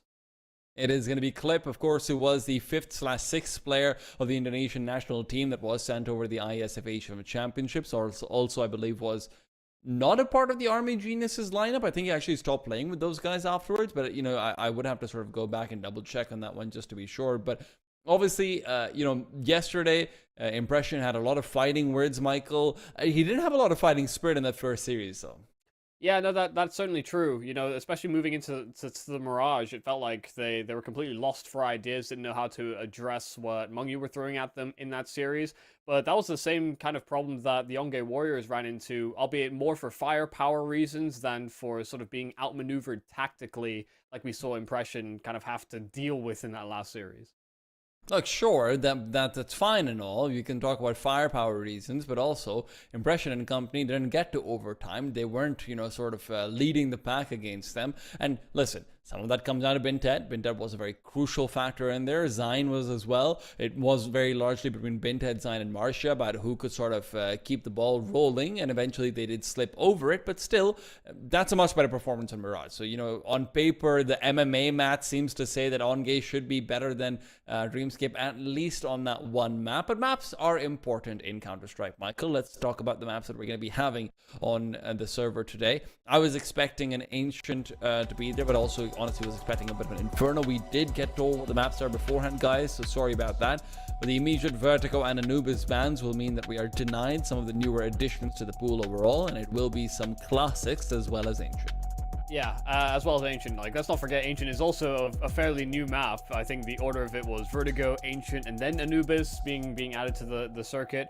And so, I mean, this is a map that felt like there was a lot of positives for Dreamscape. I'm actually surprised they're not the ones that picked into it themselves going into this series, because Impression had some really solid individual performances. They felt like they had some good reads. But the Onge Warriors may be looking back at some of those previous games, and they may be somewhat more prepared than the other teams that have faced off against Dreamscape on that particular map as well. And look, I'm not surprised with the new ban to come through from Dreamscape. Onge Warriors looked untouchable against Darkside yesterday, and Dreamscape, sure, they might have made quick work of Darkside, but I'm sure they don't make light of Darkside. That was a game where a lot of individual moments were needed to make it look that easy, and the fact that Darkside got nothing on Nuke, I mean nothing. Right, so that's definitely leading into some more respect. Obviously, for both of these two teams, if you are eliminated here, you are going to be settling for $15,000. Otherwise, if you move forward, it is a 25 grand minimum guaranteed, and it's still fighting out for the 50. So there's a lot to fight for, but I do think a lot of this will still come down to the storyline. Michael, I don't care what Impression says. I don't care if he says, hey, well, you know, there's only one player from my time there. He was kicked from this team. And sure, it might have evolved into something else. It's evolved into this Indonesian core instead, whatever it might be. If he's saying he doesn't have a bone to pick, he's being, let's just say, PR friendly. I will say as well, you know, coming into this matchup, while that grudge and that little rivalry internally for Impression is quite interesting, I'm going to really fixate on Zerolte in this matchup. It was between him and Bentet as to who wielded the AWP, but it's still a bit of an uncertainty for the actual NKT roster as to who actually has those responsibilities. But Zerolte, when it came to his AWPing, actually felt like he wasn't able to get as much impact as he has been able to find in this tournament on rifles. But now there is no Benta, now there is no secondary man that you can sort of usher that responsibility off to. Zerolte needs to have a good performance here to compensate for the loss of Benta, but also show that he can actually make that AWP sing for him. And in all fairness, I think Bentet only did op in that one game on Inferno, but he opted really well, right? So that's why it does sort of stick out in your mind. Largely, Zolte has been taking over those reins, and he has been the one wielding it, so we will be looking forward to seeing. Obviously, without the addition of Bentet, the other conversation to be had, Michael, is that a conversation we had with him directly, which is who's doing the calling on this team. According to him, 60% me, 40% Zine. What happens when that 60% calling goes away, Michael? Who's stepping up to fill the shoes? Is it going to be one of the Indonesian trio, right? These guys are a core. They've played together before. Is it going to be all Zine all the way, getting up that South Korean, mastermind over there? Or is it going to be a calling by committee where very often committees aren't the most efficient way? No, yeah, there can be too much deliberation. You can sometimes miss out on the opportunities that may be available if you simply made the call a little bit sooner. Yeah, I do think that is a big point. Benton offered a lot to this roster and their run so far in the Eflare 100K Invitational. So his loss is certainly going to be felt. I think it will come down to that core to sort of bring in some ideas themselves and actually have plays where that three-man Indonesian squad can maybe even facilitate opportunities, because you almost don't want to make Zine cold too heavy, considering his responsibilities typically in late round scenarios. And at the same time, Michael, when you talk about that core, the additional context that should probably be shaded in is that even when this core was playing with a full five, it was the three of them, which is Jose Marcia, Neora, and Clip, as well as Waste of Ammo and Sandman. And from what I understand, and maybe I don't understand completely correctly, Sandman and Waste of Ammo were the primary and secondary callers of that team, right? Marcia and Neora, sure, they had their moments, right? They would maybe call for a pick or so. But if you were not a part of the primary calling circuit of your team then, now you're coming into a team which doesn't have a primary caller, and you are expected to maybe step up a little bit more, not just in firepower to make up for Bentet's lack, but also in terms of conversation to be had. This suddenly becomes a very tricky formula, and Dreamscape, as poor as they did look earlier on, Michael, I have to say, I don't think that these guys are going to be able to get all of the moving parts and pieces together in time to get the most out of the fantastic individuals they have on paper.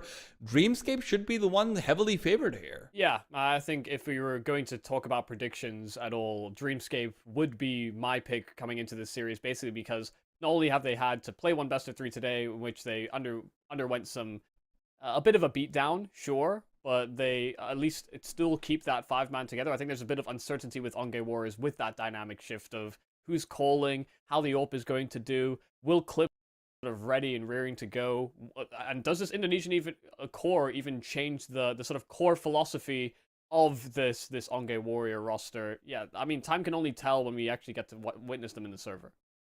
And well, time will have to take its time, as we've got to go to a bit of a break as we try and get everything sorted out, make sure there's no two bombs again on the server as well. We're going to be off to a break, and we will be back with the lower bracket finals soon. Don't go anywhere. This one is as spicy as it gets.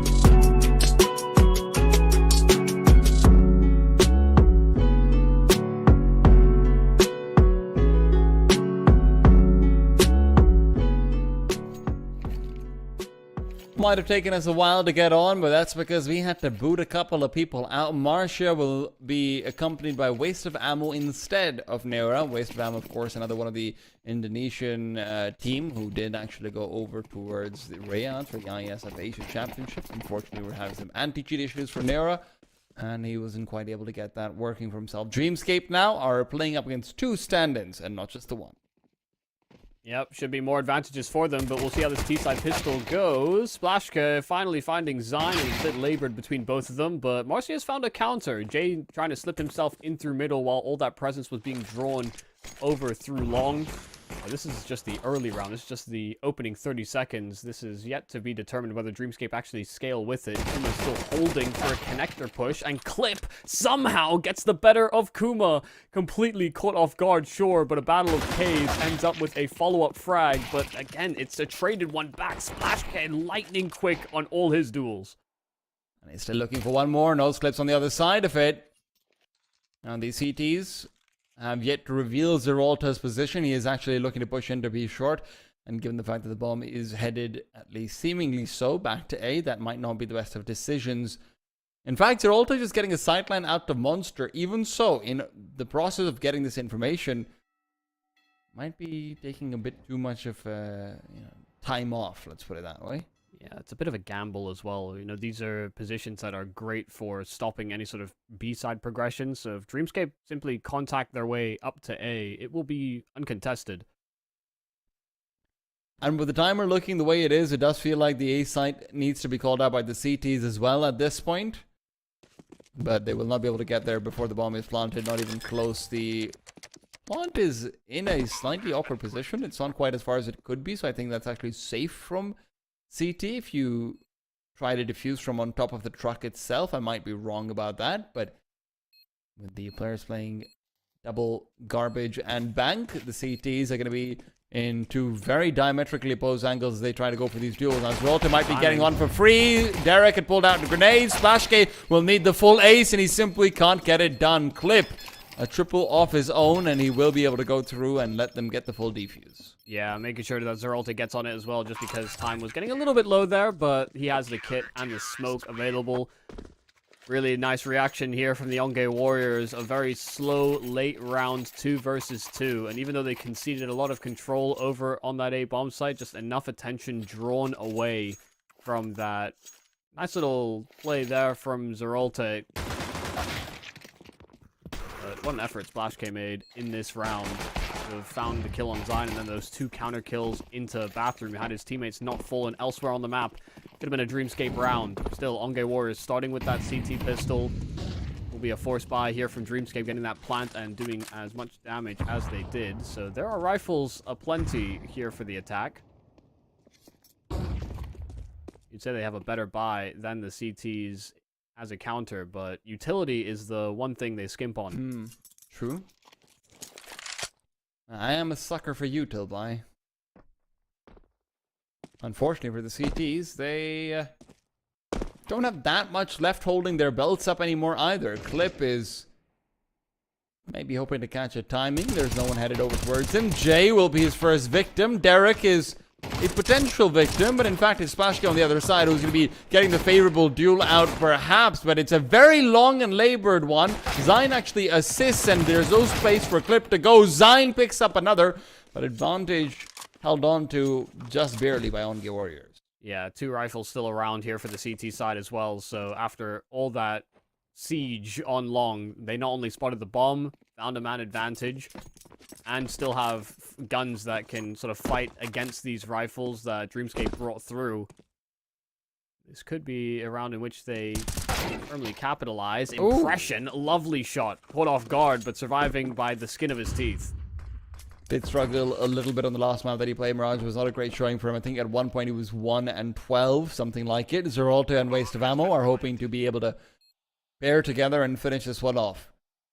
Onge Warriors already discussed about how this is more of a pug team, but they better hope that they can pick up some chemistry with these fewer additions. Waste of Ammo is gone. Zeralta at least will have a big advantage versus Impression's HP and the position of Kuma known, but Kuma's gone for a great jiggle and Impression's going for a better flank. Zeralta seemingly aware of it, but will not actually suss it out. The CT will be saying goodbye, but still enough time to be able to get himself onto the bomb defuse. And remember, he does have a kit. Impression needs to start hitting these shots. Zeralta moves off of it, looking for the duel instead, but this will be a suicide pact. Both players having signed it. Onge Warriors will lose all 5 and the round. Zeralta took damage at the very start of his defuse, and he didn't hold his nerve. You know, it's a lost round. He doesn't even save his weapon, simply getting the kill after the fact. There are no survivors in that one, but at that moment, you know, it kind of feels like a misstep there from Zeralta not to have simply stuck it. He did jump on that bomb quick enough because he had the kit, but didn't feel confident that he wasn't just going to get spammed. Let's play his life instead of potentially winning out the round. A stolen one here from Dreamscape after losing the pistol, answering back in the second. And since they were successful on their force buy, Onge do it themselves in the third.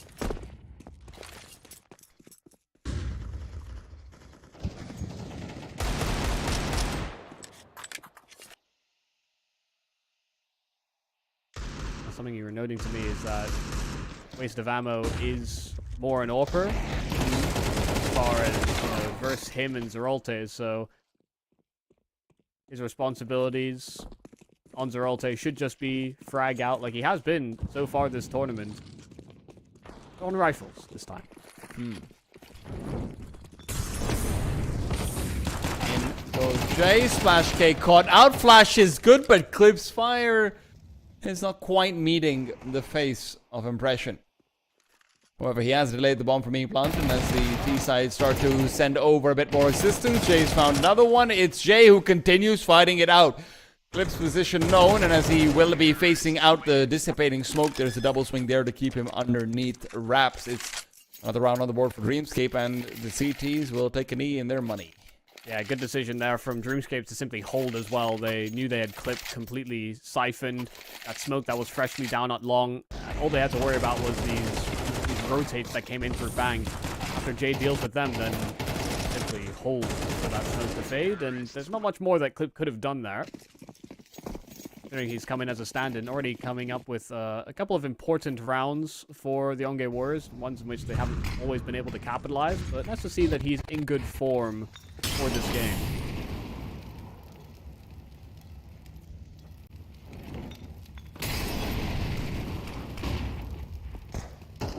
Zion's in a very dangerous position. This 4-man setup could lead to 2 guns being picked up, and we know what Zion can do with the CZ, but it feels like a rare day where he doesn't find a kill. Setting up and showing off that stack, though, they still pick up the 2 rifles. It's a 4-on-3. The retake is on while the bomb is planted. They look to close distance, and Dreamscape look to secure positions. Oh, a little surprising that Zion peeked there first, but hell, mission accomplished. 2 rifles, man advantage. The only problem that they'll have is that they don't have a kit. They don't have a Molotov to make things a little easier. Only flashes that Waste of Ammo has primed from heaven. Those flashes aren't going to be doing too much either. None of them being blinded up on the T side. They're all in excellent positions to deal with just that. Splash K position revealed. Marcia is gone. Impression and Splash K playing cover for each other. And it's only Splash K left, but he's running out of bullets, and Marcia's going to have barely enough time to get the defuse out. Dreamscape, a crucial round that they will be giving up. Yeah, forcing that fight, not having the bullets to trade. That's a little heartbreaking there from Splash K, and a hell of a performance from Marcia. Finding 4 kills in that round. Keeping his hands on an AK, and we go a little back and forth. Sure, there were back-to-back rounds from Dreamscape, but it's not like it didn't get dicey. Even reinvesting here with that bomb plant that went down. They're going to have to make a couple compromises down to SMGs, but there is an absence on head armor on only Waste of Ammo. But he's been playing more support, so he shouldn't be that first port of call, nor the first contact on the B play. Zion, however, is going to be the first port of call, surprisingly enough. They should have an idea of where Zion is. We'll be clearing the angle. Zion is going to be getting 4-3 the hell out of here. Jay has got a resolution to thank for that, and as he continues on fighting over, he even picks up a second with the stolen M4. Good stuff from Jay, and look at the pace that they're trying to employ as well here from Dreamscape. Getting 2 kills on A usually means that there's a rotate that they maybe have to be concerned about, but how much ground they can actually cover is a question. Marcia, nice hold Dealing with Splash K. There is no trade attempted as of yet. That's because they've still got Jay creeping long.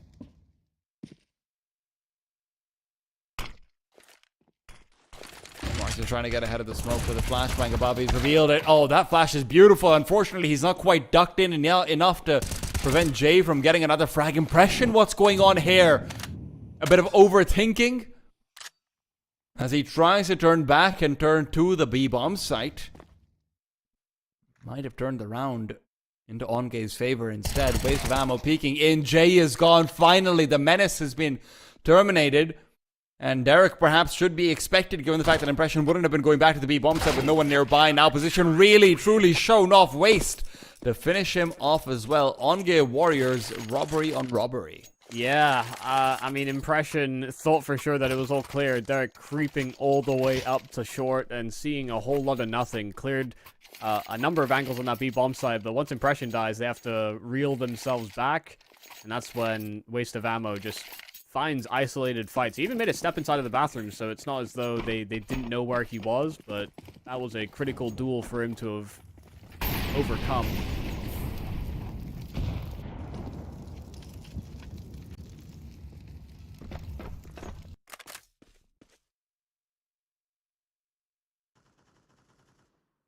Nice little double long setup here for the Onge Warriors. They are playing quite close, and there are upgraded pistols here for Dreamscape, which does feel like a pretty strong set of weaponry to deal with this, but they need to turn their attention back over towards long. They had no idea that they could be so progressed. Click getting absolutely floored by the progress of these pistols, and it's actually the Glocks that find both kills.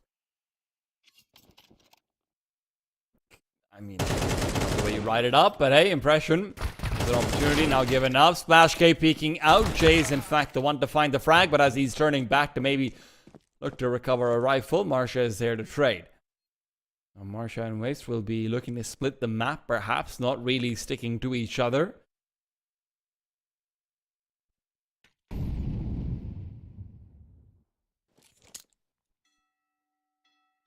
Splash K has been a tough nut to crack this tournament so far, but situation which doesn't really seem the most conducive to coming out with a win here. Even so, maybe a timing, maybe an opportunity. Waste of ammo. Will have ducked into divider, so Splashke doesn't get this for free. And as he's turning around, it's in fact Splashke who has moved past, so the bomb plant is a guarantee. 10 seconds, no way. He's got to run it. He has to run it. You have to go to the A side. There's no one, you can't actually make it to the B bomb side in that time. Yeah. We'll be going for the bomb plant now. The only boon to him is the fact that they think it's B. No, they think it's towards the B bomb side. They're not going to have realized it at all. They didn't hear those footsteps. They think there's no way he could have gotten to A without them having heard anything. Suddenly, this is becoming a real possibility. Listen for the flashbang boys. As well. They realize it's wrong. And so does Splashke. He heard the flashbang out towards the B bomb site. He's set up for a headshot angle. This could be a fair duel. Twice over. Splashke could make this work perfectly for him. Gets the first. Can he make it? Two spray. Continues. Splashke! What a round stolen away on Gay Warriors. That was in their pocket. Oh dear. Oh no. That shouldn't happen. It just simply shouldn't happen. But they didn't hear the bomb being punched in. They didn't hear the beeping on that A bomb site. They get turned the wrong way. And because of that, Splash K has great position. And all it took was one bullet to connect. But that's how caught off guard the Onge Warriors were in that 2v1.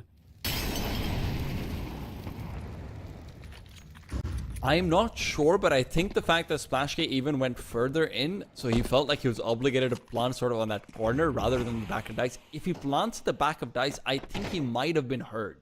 Because I know default is definitely audible up to the divider spot, but I'm not sure about back dice. Yeah. The way the new audio is as well, it can be a little bit trying for a bit of adaptation, but they're looking to try and steal a round right back. Dreamscape winning on pistols, Glocks. Okay, Warriors on a pretty scrappy buy themselves, but they have some very deep control over at B that should funnel Dreamscape the other direction, but they're still hesitant to sort of jump the gun and take space. I don't know that they got a full confirmation on numbers, but they're not taking that risk.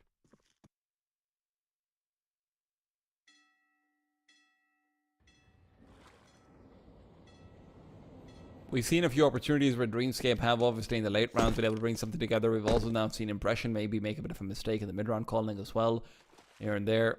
I have to wonder about whether pressure is something that needs to be talked about later on in the game as well. Obviously, for either one of these teams, they might not be initially looking at this tournament with, hey, holds gravity the same way, maybe thinking it would be an easier ride, but 15 seconds now, the pressure could not be higher. Flip is gone. One small mistake, one quick peek out from the CTs, they could find an advantage, but they need the kill with the Eagle. Waste of ammo delivers. It's traded though, and it's only the one. Zion's AK is something he might want to save for a rainy day rather than committing it out here and now. Yeah, especially now a fresh smoke is down in heaven. That actually will allow him to escape a little bit more scot-free. Was kind of punched in and prevented from leaving by his commitment to a fight. This was actually a great call here from Dreamscape. You know, in the same way that I'm alluding to the idea of being funneled towards the A play because of all that deep B pressure, Dreamscape simply grouped themselves up after waiting 30 seconds to then retake those areas of the map that would have been conducive to going out Monster. And Onge Warriors, I mean, like my assumption would lead, they stacked the A play thinking that they had to go there. Turned what could have been a dire situation into a rather fruitful one, moving into the site with only one defender.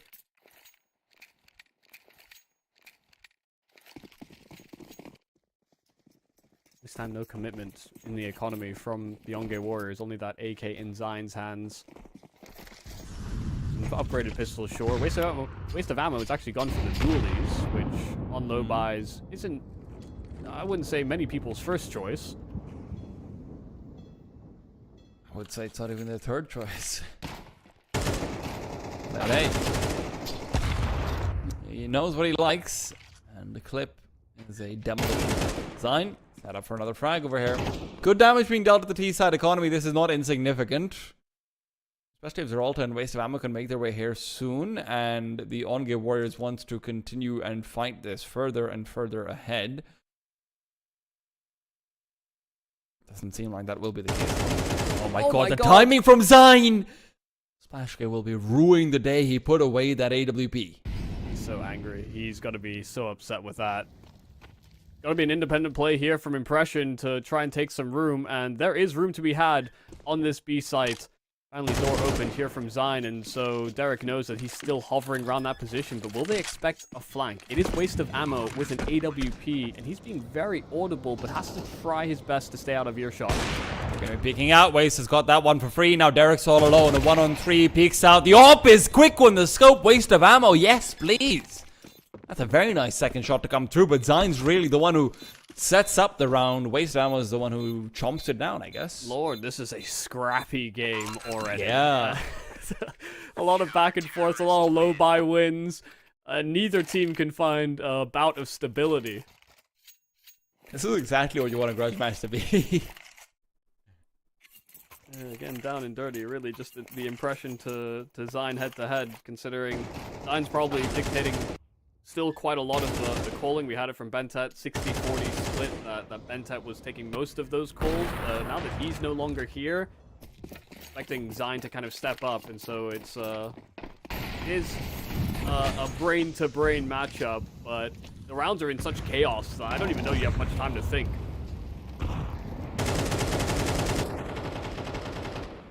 A lot of explosive starts and slow mid-rounds. Derek just trying to creep all the way out short. Zeralte, a lovely off-angle to deal with it.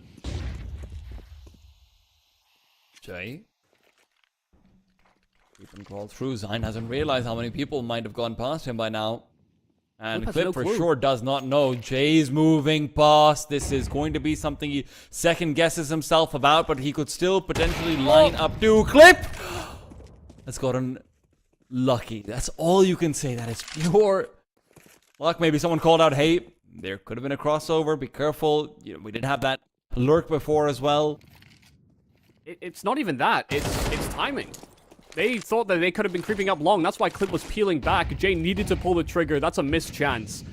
A fumbled bag Onge Warriors now with a man advantage as long as the only thing compromised. Splash K held by that AWP in Clip's hands, but Marcia has stuck himself out to Van, and he'll succeed in finding what Clip could not. In fact, doubling up alongside him. This was a round that had opportunity written all over it there for Dreamscape. They found perfect timing, but they do not pull the trigger. It is kind of funny to me that we've had so many players on the Onge Warriors side who we thought might be the Opera, and then Clip's the one wielding it. Yep, that is, yep. More positional, I think, than anything, but... Luck of the Leprechaun, man. Might as well give him the op if he's going to turn around and get these timings. Hell yeah. Yeah, man. Jay needed to shoot. He really needed to shoot. They were maybe expecting if they were going to play two on A, you know, fighting connector and bathrooms, maybe there was somebody keeping tabs on long. You know, that's the justification. In which case, you know, I think the plan would have been to maybe line up that kill on the long player and then kill Divider. But because of the way that the Onge Warriors were set up, you know, it's just... It is kind of unfortunate timing for Jay in that instance that was one of those choices he had to make then and there, and he chose wrong.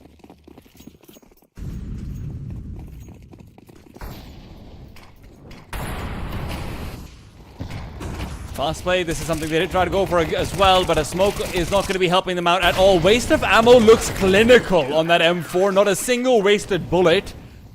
Very nicely done. Yeah, I mean, he doesn't call himself that just for the kicks. Very efficient between each of those fights. A1S not great for dealing with all 5 players rushing your direction. And listen, he didn't get all 5, but came about as close as could be. Teammates were there to sweep up any he missed anyway.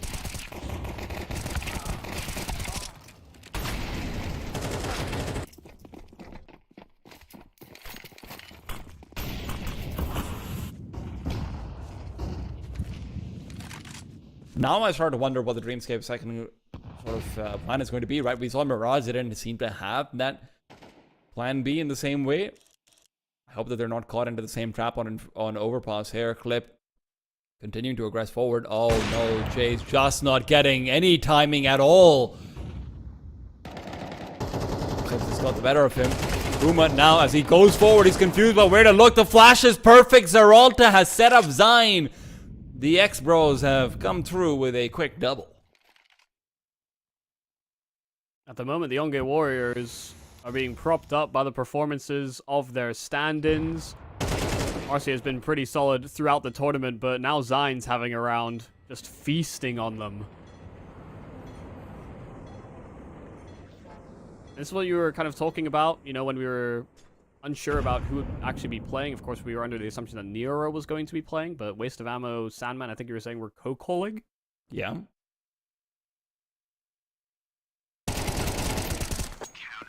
This does feel a bit more like that Indonesian core are dictating the flow of how the CT side is going to operate.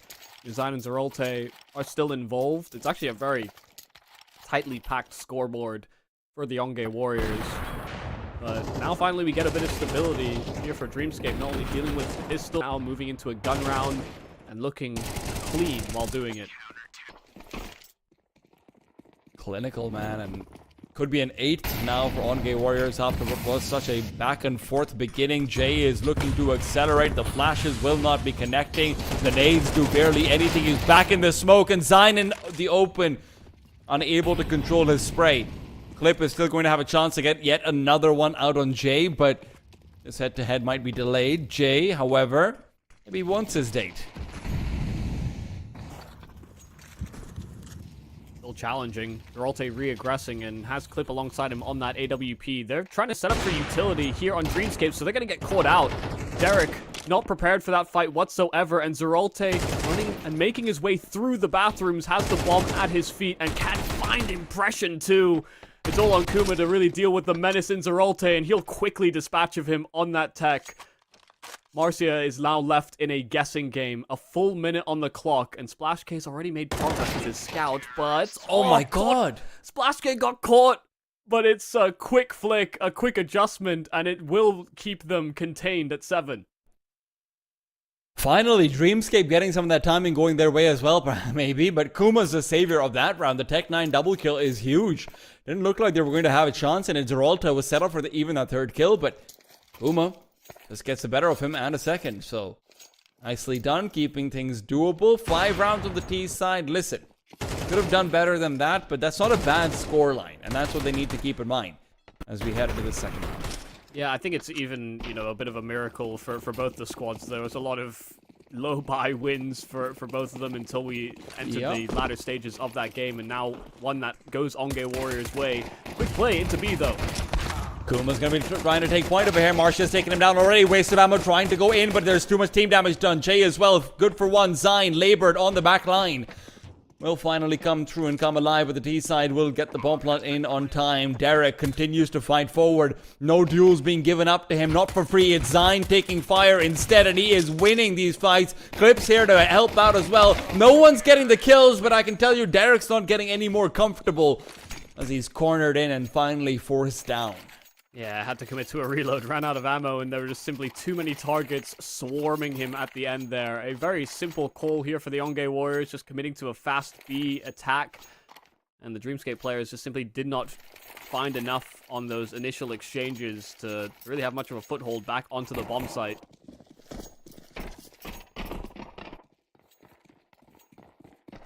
Like the mode of pace there for the Onge Warriors, but this has been the more interesting conversation. How do you deal versus the force buys?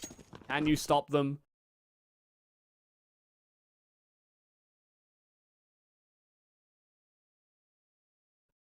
And maybe dangers to be had. Oh. Hey.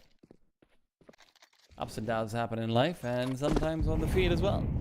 It's okay. Yeah, we didn't miss anything. Nothing really happened after Splash K was forced off of his mid duel.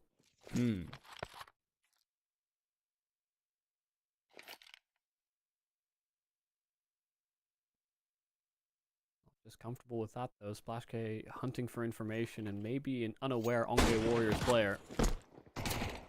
Can't get the quick kill with the scout, not this time, and now being pursued. Has to be close range, and listen, no scopes are fine with the op, but getting a headshot with a scout seems unlikely to impossible. Still, Splash K, while cornered, continues to fight, weaving in and out of this smoke. He can't land another tag. No scope attempts are made, but in the back line, Marcia is still trying to fight it out on the side. Zine finally finishing off this buzzing bee around the corner of toilets, while Waste of Ammo puts down Kuma. Jay came into a battlefield, but he came in only to be a martyr. That's a very uncomfortable round for the Onge Warriors, but they get their hands back onto it. Have to commend Splash K for staying alive for as long as he did, getting a kill rather around those smokes, and just proving to be a nuisance. But once he was found, the A site defense just simply could not hold.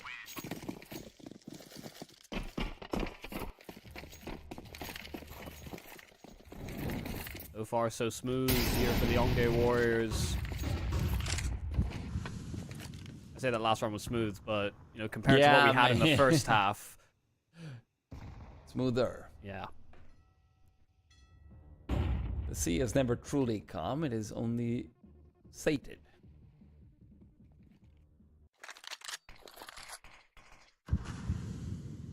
Splash K never sated. Oh, the full rotate back. They've got the choo-choo train to A. These haven't really figured out what they want to do over here, but they do want to get some kills. Clip is happy to collect. And right now he is only trailing behind Marcia. All three of the former Indonesian side are really leading the charge in the scoreboard, topping out the server. But it is a pretty nice spread for them. You know, Zeralta has had some moments, Zine has had some moments as well, but it is that trio that have, I mean, done a whole lot. You know, got several multi-kills on that CT side. And now on T, this is the perfect decision here from the Onge Warriors, moving into what is just free real estate on B.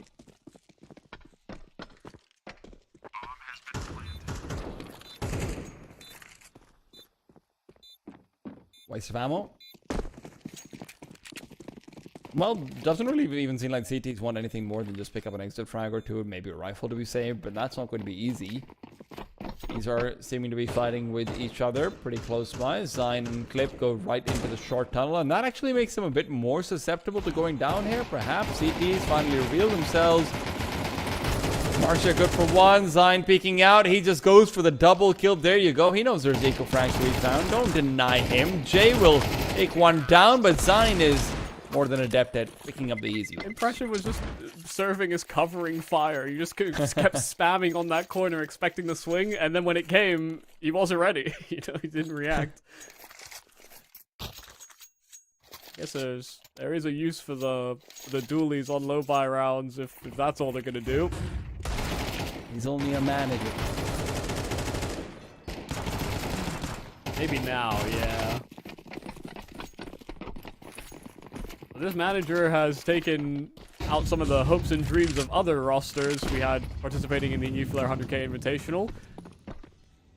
And this could be a very one-sided finish. What was a quite competitive back and forth start to Overpass.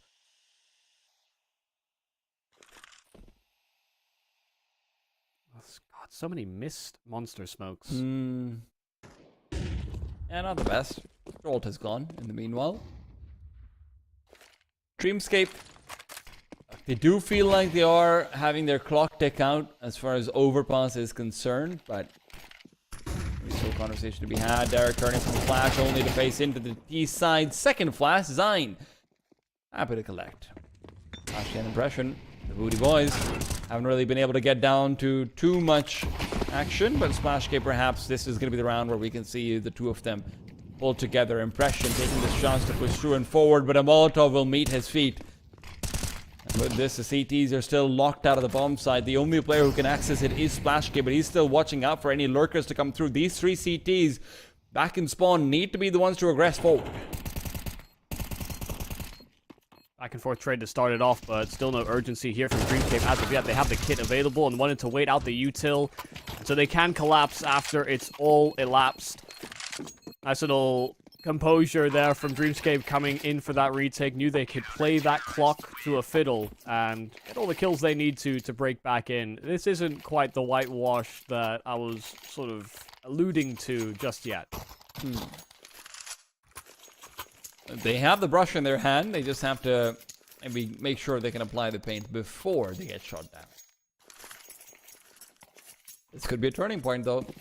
Should Onge lose this round, money's broken. It will be of note that when we had all those missed monster smokes in the Mungyu Dreamscape game, it was Dreamscape that were the ones that seemed to be messing that lineup up pretty consistently. Not learned much from that experience. Maybe more face checking monster as well to make sure that smoke was hitting. So they get an opening kill as a result of challenging into that monster smoke. Maybe that's what they've been trying to set up for all along. Smoke's a little bit late to come through out onto the toxic barrels, but it'll still serve as a block out from the right side of pillar, if you are the T side, that is. And it is a pop planned out, but only with two players to move forward. Remember, one is throwing flashes, the other is going to be coming back with the bomb as well. Second flash will be what they're waiting for. The first flash, but second piece of utility. Now, counter flashes out from the CTs are good, but it's Clip who's already on the bomb side. Waste of ammo, good for one, traded out too quick. Clip will find another one, and he keeps on fighting with Zine.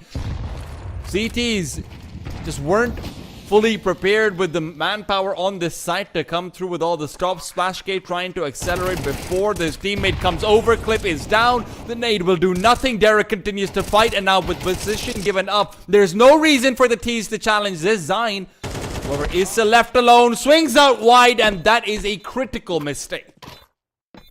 Almost definitely. You know, a bit of miscommunication between those two when it came to whether or not they wanted to challenge it to heaven or not. Zine's angle is far harder to sort of secondary swing into. But once his teammate is getting challenged on site, he needed to make that call almost instantly. But yeah, clearly a misstep in how they sort of bounced off each other. It allowed Derek to get back in for those kills. But nice shooting from Derek, you know, not fumbling the opportunity that was presented to him.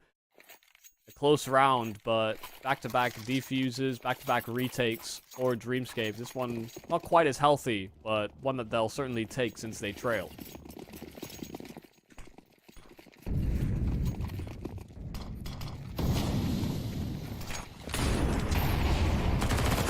On the other feet, OnGame Warriors again, acceleration, this time from them, not Dreamscape, but now LJ is trying to find his gun. He's now lost his eye, his clip, double frag, an immediate bomb plant attempt. Impression might not realize how low waste is, but he realizes how deadly his rifle can be. Still, shots being landed by Splashki and Derek even after Impression falls, and OnGame Warriors.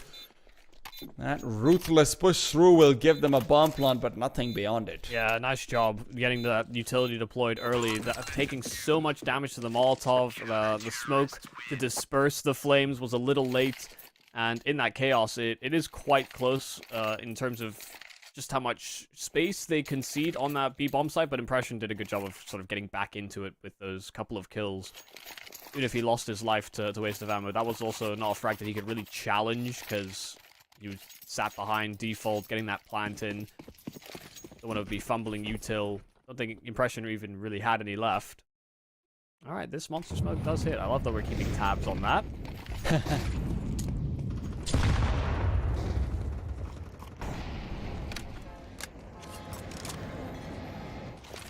The T's are getting into this ruthless cycle of buys on buys. Zerwalte finally wins one of these monster duels, though. Just look at what they have in their back pockets. 1 flash left, 4 smokes, okay, lovely, 1 Molotov. That's the list.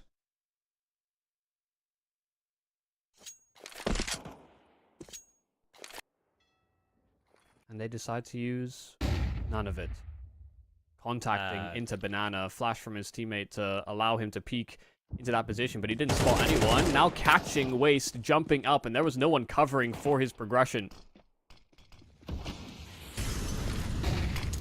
Scaling's definitely been an issue in this one. In company, they keep going forward. Derek is holding down the line. Derek has been fantastic on this CT side. Feels like he has delivered every time he's been asked to. Splashki at this point just trying to spam in. Zerwalte has revealed the fact that he's not committing to the bomb plant, but these reloads on either side. It's Zerwalte who switches to the sidearm. Zain as well picking up a quick frag, and Jay will be nowhere nearby. By the time this rotation activates, the bomb should be down on Gay Warriors. The question is, will they be overthinking this? Yeah, these two X's, are they set to be exterminated, or will they be the kisses of death? Zain, oh, was turned the wrong direction, but Jay has just slipped on by. In through bank, he'll go. Both these players are so low HP that these fights are certainly favorable here for Jay. But won't expect as well. Yeah, but simply won't expect that they've doubled up into spawn like this. Has to come to that assessment quite quickly. Revealed is Zerwalte, but Zain tucked away. Smoke on bomb. Zain has to challenge, but Jay caught none the wiser, but committing to the swing. Zain thought he got the drop on him, and he certainly did, but doesn't land on the spam. It is another retake. It's another clutch here for Dreamscape. They've had 4 defuses in a row. 4 CT-sided retakes on a row on Overpass in a map where they're not just demolishing these opening picks. It's not like this is a 4-on-2 every time there's a retake to come through. It's a very even retake more often than not, sometimes even in disadvantages. OnGame Warriors need to realize this. They need to put the brakes on. Another fumbled 2 versus 1 as well. Like, sure, their health wasn't very conducive to that, but you know, the trade has been lined up for Zain now in 2 different rounds, and he's not been able to collect.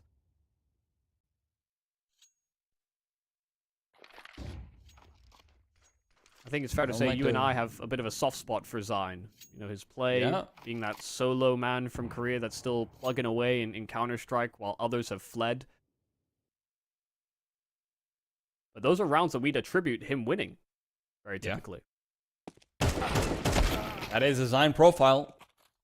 Marcia gone, though. 5-on-3. OnGame Warriors now. If you lose this round, Michael, it's not just the fact that it's going to be a 10-10 equalizer. It's the fact that you will not have had a bomb plant.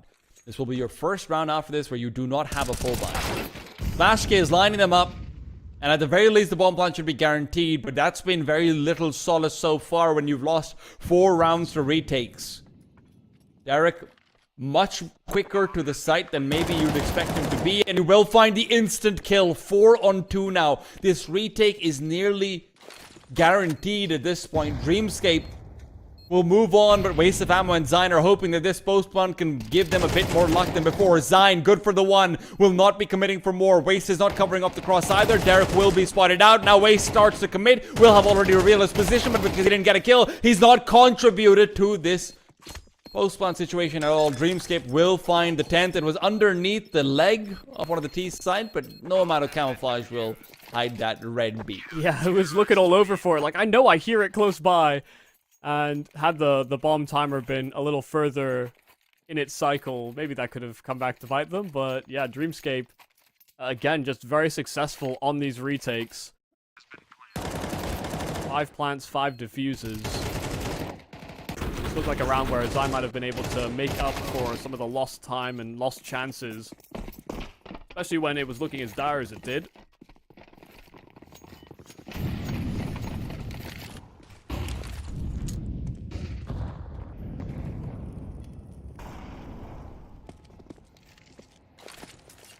Through and through, both teams have had contributions from everyone within the committee. That's how close a lot of these rounds have been. A little bout of stability for war CT, but now Dreamscape have been able to pull their socks up. Not quite enough for Splashk though. Peeked into too many members in mid.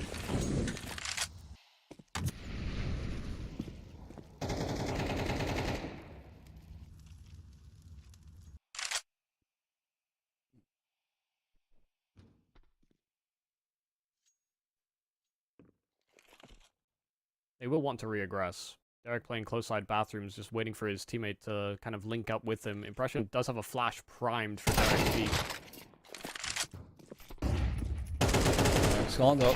Flash's not going to matter. Impression has to do it himself instead. Molotov can be avoided. There's a corner where he can keep himself alive, but he's going to be revealing his position in his attempt to keep the spray going while he's blind. Jay, into the site he goes, but he has fallen. On-gay Warriors will finally convert on a bomb plant. Yeah, breaching in, and this time there can be no solution in the retake for Dreamscape. They certainly take their time, but they'll move into an 11th round, and it's all about whether Kuma can save this weapon or not.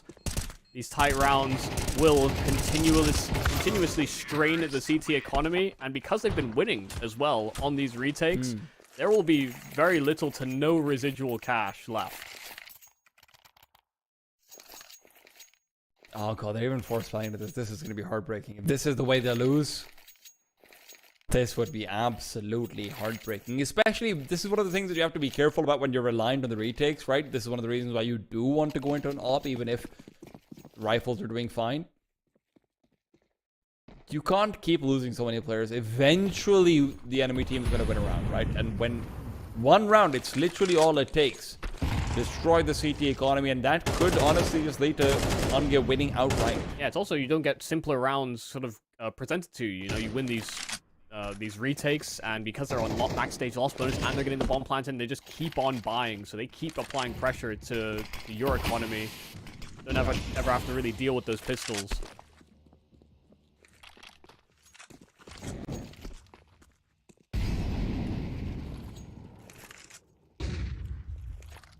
Contacting to B has not necessarily always gone too well for them. Jay, however, doesn't actually have anything to fight in with. S7's not the best weapon, even with the flashbang to help it out. Nade is not going where it's routed to, and Jay had a chance here, but he simply can't make anything of it. Goes down to the flames. Waste of ammo will be relaxing a while longer before the double swing is pulled through. Derek does have a trade frame. Impression keeps it going. Maybe there's still a chance here. The Deagle can get busy. A player at the back of Toxic will be found out soon. Impression trying to keep the spam going. Switching from AK to AK, but he can't switch to the right player at the end of the day. It's Splashk left all alone. Another smoke at his face, and as he tries to push out Zeralte to punish, Impression cannot find the hidden X Zeralte.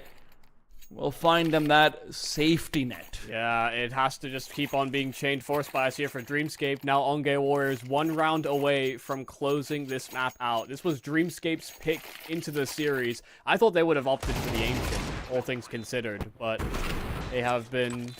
I mean, there have been so many close rounds. They were served up blessings as well by winning a couple of 1 versus 2s in these retakes, in that 5-round streak of defuses. Now that blessing turned to a curse at the end of this map.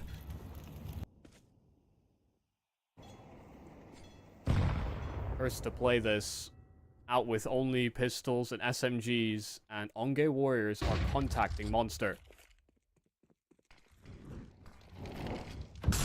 Kuma getting ready. Flashbang, he wants anything. He gets a peek, sure. First kill found. Kuma makes it 2 as well. There's still room to make this worth it. Well, there for Dreamscape to have picked this map. Guns to be recovered here. 5 on 2. Surely Onge Warriors doesn't take this one home. Turn Shakespearean there for a moment. They could make it worketh for them. I mean, this low buy could be another saving grace. They have reset. Sure, rifles have been recovered, but Clip has had an exceptional game. Zine has pulled it together as well. He was once upon a time trailing, but now on T side is having a lot more impact. They hear that jump spot. They know that Clip is spotted. Splash J sitting duck. J dealt with as well from a 5 versus 2 quickly to 3 on 2 and a fresh smoke and Molotov down. That should secure a plant. Kuma's low as well. All 3 players are at the same point, and as they start to go push through the smoke, Impressions found nothing. Clip still behind. Clip's got another one. Clip wants it all. Will not be allowed to get it, though. Dreamscape, another opportunity, another round, one last chance to keep themselves in the game. That seemed like almost like a misstep as well. You know, after Clip gets deep position on CT like that, you know, he hears the numbers coming up through that smoke. Zine challenging and trying to escape and play the after plant.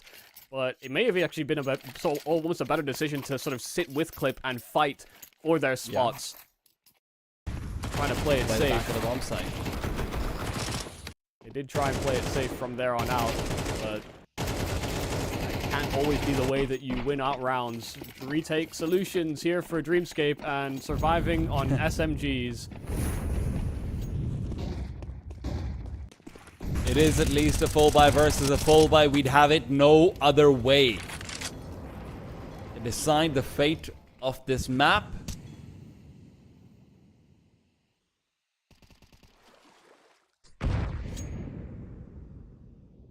Getting ready to prep up a boost, one which will be giving them basically nothing. Yeah. Also splash made by waste of ammo as well, so they should know that there is presence in short.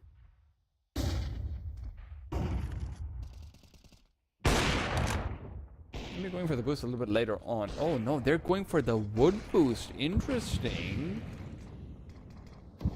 Will there be Kuma visible? They just need to sort of go into the corner as well instead. Oh, yeah, Zine's just trying to tell Waste how to do it, right? Yep. Slightly different from in Go, so you can't sit as close to the wall anymore if you want to get that angle. And yeah, they have given up.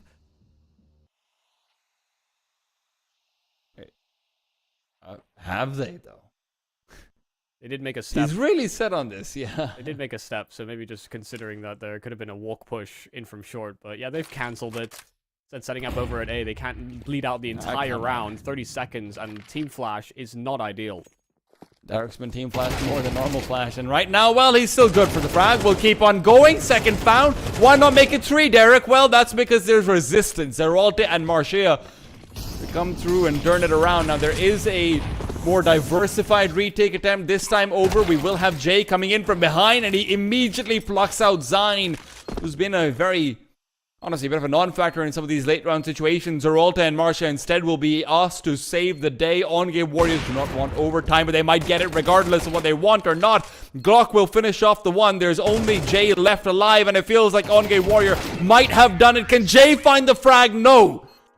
13 to 11 might be anticlimactic, but Dreamscape cannot make the dream work out. Oh, they almost made this comeback happen. Onge Warriors had so many chances to get to the end of this game much earlier in this series, but couldn't hold into post plans, lost several man advantage situations, especially in the late rounds, whether it was Derek or I think Jay that were winning these 1 versus 2s for them.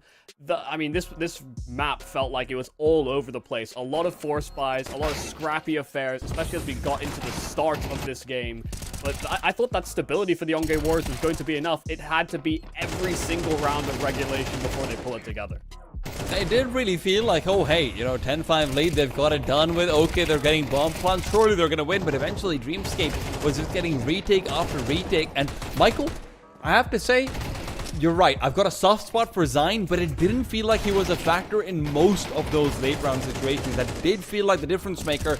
Look, let's not pretend like Dreamscape didn't have some great retakes, but you'd think that Zine would pull out at least one of those rounds, and he was alive in almost all of them. Yeah, no, that's certainly true. Just positional errors and maybe not getting the shots that he was kind of hoping for on those fights. He still contributed very heavily into this game, but the way in which we characterize him as a closer typically for his roster is no longer really the case here. I mean, a solid performance really from not only the Indonesian player in Marcia, but also the 2 stand-ins that came in last minute, Clip as well as Waste of Ammo, contributing very heavily to what was an Onge Warriors underdog performance given their situation. Now listen, Overpass was still a map pick for Dreamscape to come through. Ancients coming up next. That's Onge Warriors' own map pick. And we're going to be interested to see how that one goes, whether the stand-ins and company can continue it forward. Maybe the dream is still alive for them. They're definitely one map up. Let's find out what they can do in that second after a short break.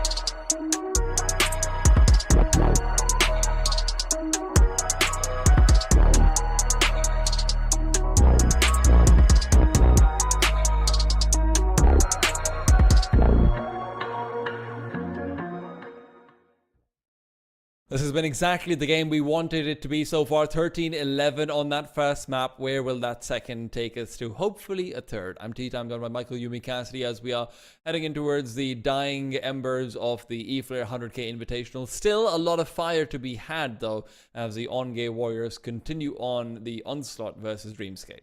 Yeah, moving into our second map, it will be Ancient as the selection of the OnGay Warriors, a map in which the Dreamscape squad, funnily enough, looked very impressive on. We saw good impact from Impression and Splash K alike. You know, we had good rounds from other members in Derek and Jay. I feel as though this is a map that does play into the strengths of Dreamscape, yet OnGay Warriors are the ones that select it to try and close this out 2-0.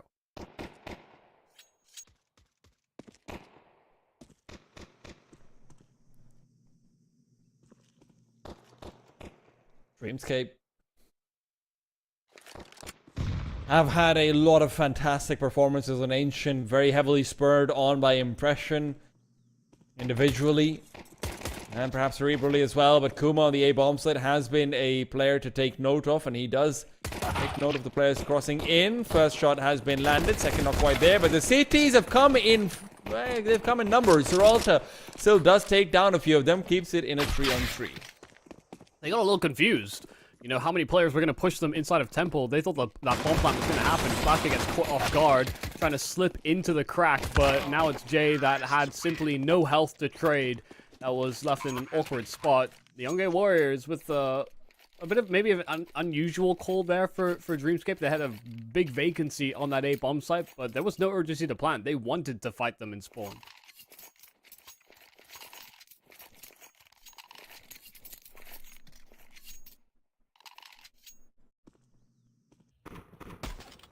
Gotta say, man, this is where you do have to wonder about what the mental impact of the previous game is as well on Dreamscape, right? So many close situations, so many places where you know you could have done just a little bit better and turn it around. For OnGay Warriors, at the same time, they had a very sort of scrappy game as well, and they win. That's a relief. Yeah. Nice kill from Derek inside of Cave. Certainly had his presence known and felt in that last game, but it's all for naught. We put it behind us. It's still not an ideal way to start things off, though, in your first gun round for the OnGay Warriors. Dealing with these force buys has been a problem so far this series, and it may continue to be a problem.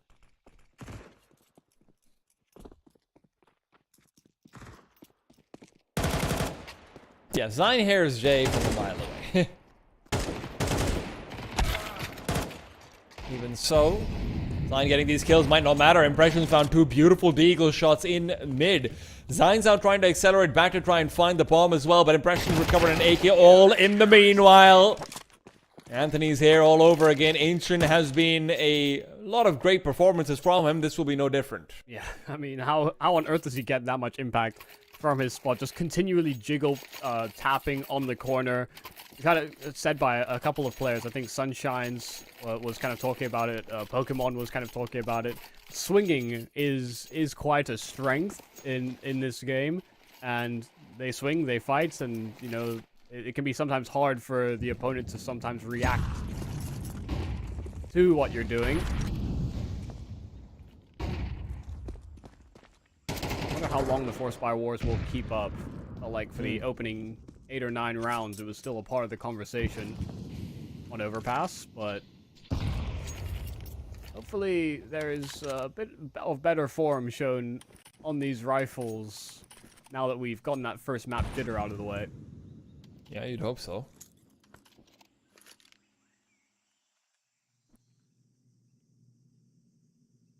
That was a scrappy buy that almost allowed Dreamscape to force it into an overtime. I am just hoping for a little bit more of that, to be honest. I like me some deagle shots, but right now Impression's the one landing shots with an M4.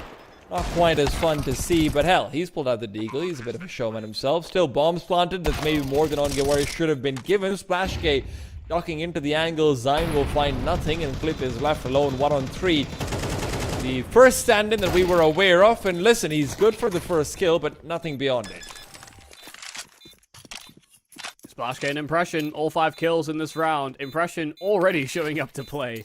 You know, 2 rounds in which he's had a multi-kill, 2 wins here for Dreamscape. The Onge Warriors actually did bridge their way into the bomb site, but they just simply couldn't trade out on Impression. That smoke was not in the best of positions, kind of blooming front side cave, but it almost served as a short smoke that Impression played the corner of and found some great kills as a result of it. I wonder if Onge Warriors are going to continue buying up over here, if that trend is going to be carried forward. No, okay. Some deagles just to make sure the CT economy can't really run away with it. You did take down 3 players. If you can get like a similar number here, that's a good turning point that you're setting up yourself for. Setting up yourself, or you're setting up for yourself, rather. Gets hard sometimes, Michael. It can also be harder to justify having sort of reinvested back to back to back when you're, what, second stage lost bonus. Sure, you get a bomb plant in, but that's about it. Wasn't hard in the previous game. That's because they're already on, like, third stage lost bonus. You know, it's easier to justify then. It's all cascading. And Onge Warriors are hoping to cascade themselves onto the B bomb side. Seems like that's what they're setting up for at least. 9. Quick side swipe. Splashgate misses the first kill, but in fact he's going in for repeat after repeat. That is a big mistake. The op's been given up and there's plenty of time to work the map even now. Impression has to be careful trying to line up kills in the middle, but Marsha is still there with the trade. Kuma keeps things under control, but Zyme, 1 more kill, and that's honestly all you were looking for in this game. Unfortunately, he doesn't get it, and he can't actually send the op away either. Kuma can recover. Nice shot there from Kuma. Just an instant flash and instant headshot after realizing that that was the op that was recovered inside of cave. Okay, Warriors win pistol, but a quick bout of stability now for Dreamscape as we move into what should be a full buy for the attack as well. I do like we're seeing a little bit more of an aggressive version of Zyne. I talked about it before, but Impression has a good idea of how he plays typically, but it may be a little too aggressive here from the Onge Warriors, channeling through that Molotov, in through smokes. There are flashes aplenty, and Dreamscape are the ones that come out better on the exchange.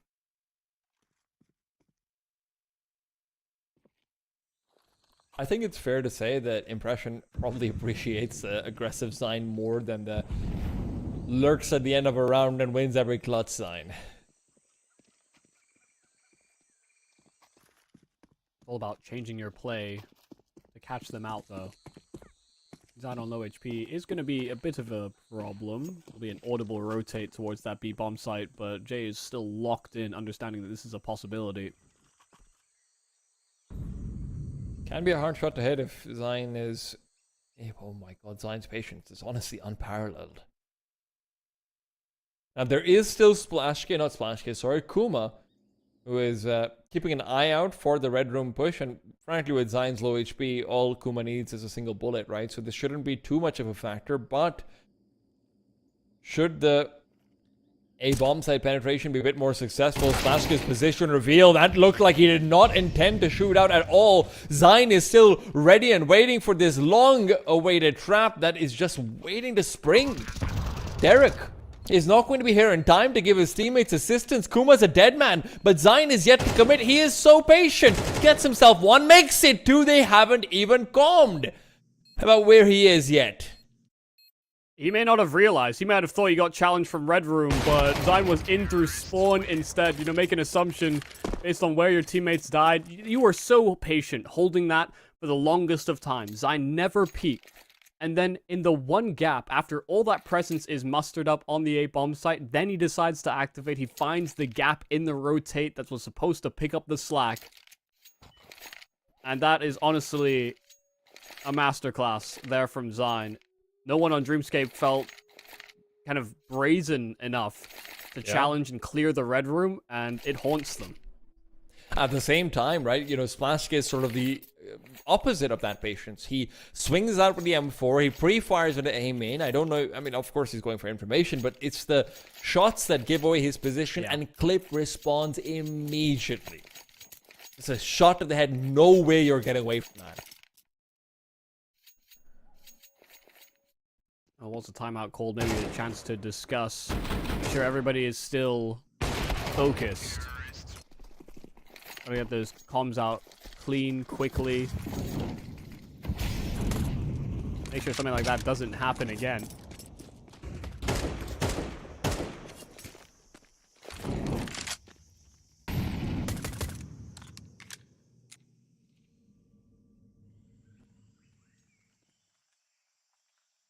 This one might start to dissipate. No, wait. Geralt is good for 2, 3 frags. Okay, I know they're USBs, but honestly, that's harder than it looks. Yeah, definitely not an easy set of duels, you know, having to switch from target to target like that, especially when you're effectively a sitting duck between duels, but he manages it. He doesn't die, survived on a slither of health, but that's more than enough. The Onge Warriors, a nice, clean outing versus those USPs. But here comes that Splash K up, and I do think this might become a bit of a problem here for the Onge Warriors. Just to say whether they pick up an AWP themselves, Splash K was hitting some lovely shots earlier on into the tournament on this AWP. We've talked about how he might even be the best AWPer we've seen so far this tournament. Yeah. That would be a good time to give Onge Warriors a bit of a display. I'm also curious about whether Onge goes for an AWP at any point, and if they do, who will be wielding it, because clearly there's a lot of candidates. Jay. Smokes finishing right as Zine makes his way in. God, Zine and Red Room is proving to be a tyrannical combination. They don't know how many players are here either. Zine did not reveal that, and now they hear the audio cues. Kuma trying to flash up and maybe fight in even further. The double swing is planned out with him and Impression. They're good for it. 2 big frags found, and despite the advantage given over to them by Zine, it's only Clip left in a 1-on-3. If he can find the kill into Impression, though, may become a little bit easier. Clip gets it done. Now 1-on-2. Bomb can be planted. No CTs nearby. And no one can really contest this. There's an AWP, which isn't the best weapon to have, and they don't have kits. Those kits are very far away if there are any at all. Clip knows this. Well, doesn't know about the kits, but he does know there should be an AWP on the other side of things, with Splashke having wielded that very often. Clip hasn't revealed himself at all. He could be anywhere. And with the first kill being free, this 1v3 is looking good. Nade into the smoke, and Derek doesn't check it. Clip doesn't care. Onge Warriors simply cannot lose these late rounds. They felt funneled. They got to Donut late, so they couldn't keep tabs about whether or not he had made his way through Temple, could have flanked through Spawn, might have even been a default plant. You know, they couldn't come to that realization fast enough to know that they had him locked in completely to the left side of the A bomb site. And that kit was dropped in CT as well. That's part of the reason Splashke started making that transition over, but great patience there from Clip to catch players completely off guard.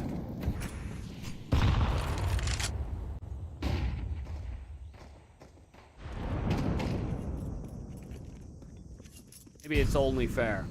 Dreamscape had many, at least a couple of 2 versus 1s pull their way on Overpass. Now a 1 versus 3 for the Onge Warriors. Just continuing this little streak that they're mounting. Yeah. I would love to see a stat about how many duels Zine has lost once he's got it. At the end of this game, obviously. We can start tallying them, but I think he's at like 3. He hasn't lost any, yeah. 4. Hard to keep count of how many he's winning, but much easier to think about how many he's losing. 0 so far.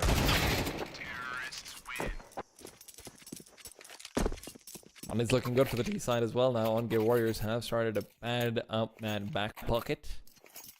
They need wallets. And another flawless eco. Now had 2 rounds where all players have survived here for the Onge Warriors, so that buffer is certainly being built up.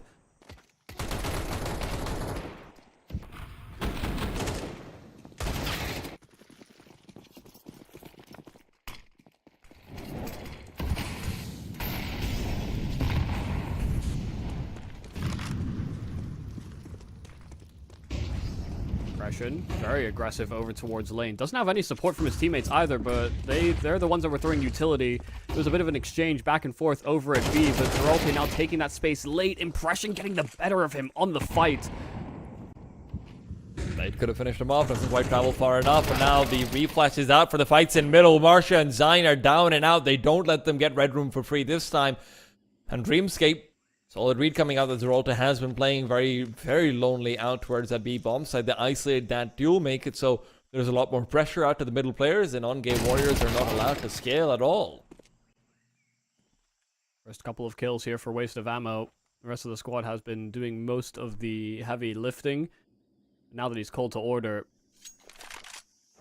might serve as a way back into this round. Clip having that AWP is not the best to go for entry kills. So they'll completely redivert.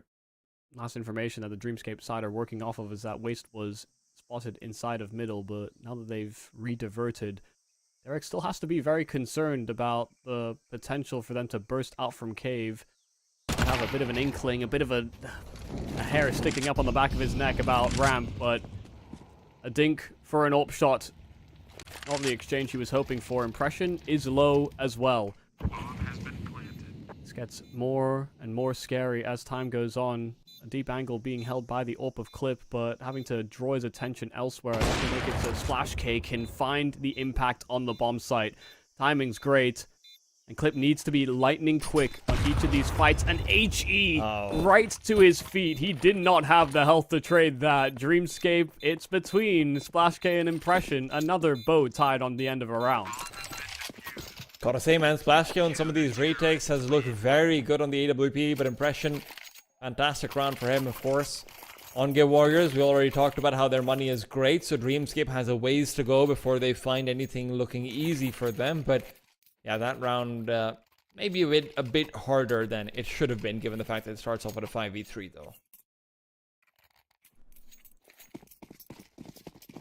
You'll take what you can get when, you're stopping the Onge Warriors' streak of rounds. You need to start knocking their confidence down a peg, because especially when we've seen these players achieve red room position, yeah, that's been a massive issue.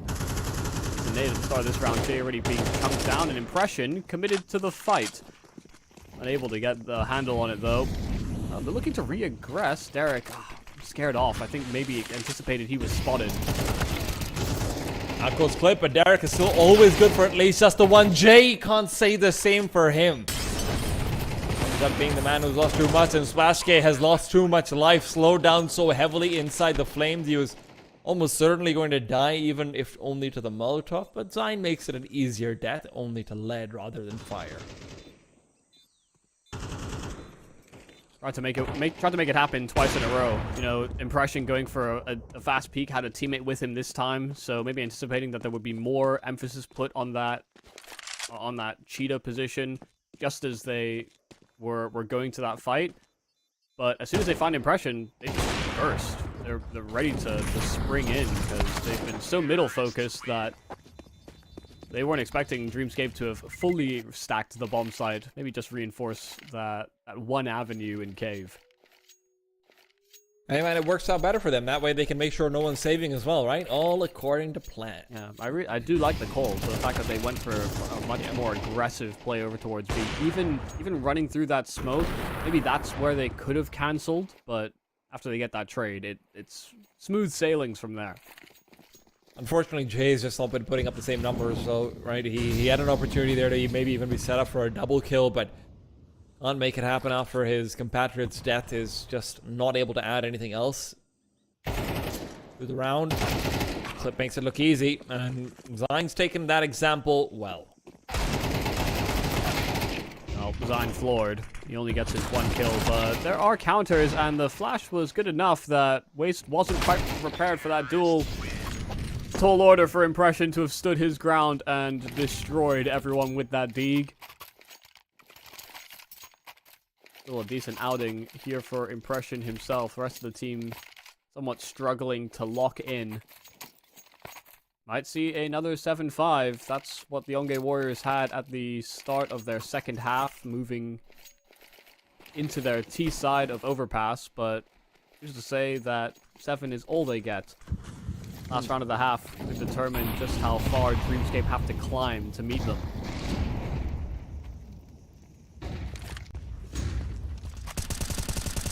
Gonna be another one of these late mid takes through the T side, and CTs don't want to contest. They have learned their lesson. If it's going to be everyone getting the red room, well, maybe get out of their way. Zine so far undefeated in the red room duels, and Waste has taken away a chance of his to extend that lead. Flashkick good for the one, but he better start rotating back to the A bomb site, and soon Zine is getting ready for another decapitation. Waste of ammo, in fact, the one who's allowed to go forward for more, and well, Impression's looking the wrong way. Zine can still come through and take him down and out. That's small detailing. You know, Waste of Ammo is the one that got the entry, so he's the one that has to continue fighting. As soon as his nameplate is spotted in that kill feed, they drop their guard, and there's Zine for the instant trade. 1-on-3. Once again, Red Room was the vulnerability, and the Onge Warriors are looking to get themselves hands on an 8th. Marcia has Splash K lined up, and he'll commit to the knife as well. Splash K even turned, but Marcia simply did not back down. A knife kill and an 8-4 half for the Onge Warriors. Gotta say, man, Clip is really impressing. Waste of ammo, of course, a slightly quieter half, but 6 kills is fine, given the last 2 were very important. But Clip is really impressing me, considering that this is the guy who has not done too well in the past when he was on the Indonesian team as well. And look, from that first half, we actually got a very quick Zine highlight package from just the red room plays he's gone for. And look at how many of these are. Seems like every single round we've got at least one. And hey, man, it's kind of nuts. Yeah, it's his impact was exceptional. But yeah, Clip certainly caught me off guard. Wasn't expecting to see him play, but he has certainly come to play today. Fast. Clip. Solid opening kills coming out again on Gay Warriors, but Derek and Kuma, they're keeping things interesting. Marcia wants to slip in onto this A bomb site without Impression having moved away from default. He does not want to give him that solace, and now that Kuma's realized that most of this defense is coming out from CT, he'll start to rotate over as well. Impression good for 1, make it 2. And, well, he's looking to maybe even make it 3. Zerolta around the corner is the only one left, and he's been headshot down to 1 HP. Not a good place to be, I've heard. And I've heard correctly. Yeah, banger flash there from Derek as well to set Impression up for a couple of kills, even though he was trapped on the bomb site. That's one of the things about being the bomb planter on that B bomb site. As long as you, it's provided you don't have sort of deep position in through long or, you know, something that can siphon off CT, that player is effectively fed to the wolves, but, you know, jiggle peeking, hitting his shots, and then that flashed a couple up. Really nice way to set Impression up for success.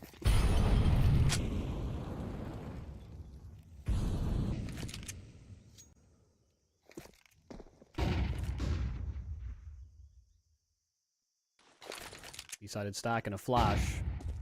Didn't quite go deep enough to catch Splashgate. And this stack is about to be... Oh no, he's going to be caught with an nade out in his hand. Does have some time, but... Listen, he's relying on his teammates more than anything else. Marcia as well makes this very expensive. So many guns recoverable. And look, Onge Warriors are probably going to go for this retake. I would have liked to see the save, given the fact that they don't have Kevlar, but... Hey man, at least the damage dealt is fantastic, and even if you kill one more player here, you're probably going to have a better buy on the CTs for once. I think their problem is that they never got confirmation on numbers on how many had sort of darted in towards that A-bomb site, so they're being very careful, very slow on this retake, just making sure there's no deep position from the Ts. They do have a smoke on Marcia as well, so if they want to smoke off the bomb or anything like it, then certainly that's a possibility. Waste of ammo, trying to line them up, good damage, and in fact, it will be a team kill, funnily enough. Otherwise, that would probably ended up being one more casualty for Dreamscape's side. Dreamscape will be able to buy up regardless, but Onge Warriors will be in a very good position should they win this round now.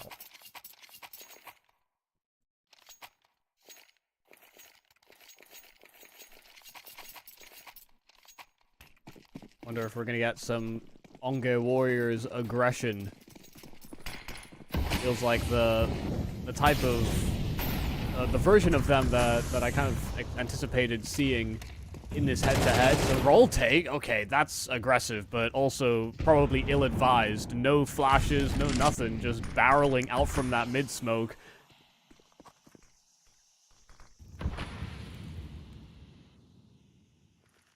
Marsha will be playing it very conservatively. In the meanwhile, Impression is hoping that he can have a slightly better performance in Red Room. Hard to pull that off, but at least he started off strong. Trying a little too hard maybe to fight around the tail end of that smoke. It could have been the solution that Stein himself may have suggested. Very frequently was he clearing that cubby, but that's something that Dreamscape kept in their back of their minds. Zine. Oh god, I think Shadows would have been spotted. Yeah, casted and illuminated by the floodlight behind him. They know that he's here. Oh, the nade right to his face won't be helpful either. Splash kick and finish him off. All you have to save at this point. Nothing else to it. Yeah, the lighting on this map feels, I mean, it's very intentional. The positioning of the floodlights and the casted shadows. It's all about adapting to those changes to the map. Exits here from Marcia. Might be able to keep his hands on this rifle, but Eric catches him off guard. Still exceptional shooting from Marcia. I mean, he's been very quick on each of these fights. But Impression finally slow creeping into him. It's not a full wide swing. That's what Marcia ultimately falls to. I actually really like the lighting changes on Ancient coming through. I know they're weird and wonky, and they kind of do feel bad to play sometimes in, but it did feel like Ancient didn't really have much of a unique identity in any way, and it is sort of the only map where, hey, you know, you have to be so careful in how you're sort of positioning yourself with the light and this and that and all the new pathways that are gonna have to be made. It doesn't necessarily change the metagame, but it does change the individual sort of micro game. Yes, absolutely. I think Vertigo is another map that's seen a few of those changes as well. One of those, the new dynamic shadowing with the lights. Has influence play. Going up utility at the wrong time. Marshall was hoping that he would not be expected as the second player there, but of course he is. He got spammed as well. Clip nearby, but is very quickly adjusted for a splash can. Derek bring things back under control. Derek is low, yes, but actually going down. Maybe the bomb would have been at risk as well. Waste of ammo with the recovered AK. Has made this a 2-on-2, and with a player on either side and Derek being low, this is going to be very risky for the T side. They're reliant on this fake working out, and look, there's smokes and flashes going over, but on-game Warriors are not biting into this, and the smoke is not where it should be. Oh, that's a must-hit shot there from Derek. That unlocks this round in its entirety. Miss a bullet, and he's a dead man walking. Bomb dropped A main, and his teammate was too far away. Sorry, bud. I thought this AK had already been retrieved by his teammate. But no, Zeralte does have a kit, a smoke. He has his AK now as well, and first person he has to deal with is Derek on that low health. Derek's been a stunner, though, and with the angle advantage, I expect him to take this duel any day, and, well, this is indeed any day for him. 8-8, Dreamscape equalize. I have been very impressed with Derek throughout the entirety of this tournament. He does feel like he's just mechanically so very good. Yeah, and he has these massive step-up moments in sort of late mid-round scenarios. It's just another one that serves as evidence. Impression, a lot of good words to say about Derek and the rest of the squad, really. Yeah. It's not been the most successful day at the office for them on their Eflare campaign.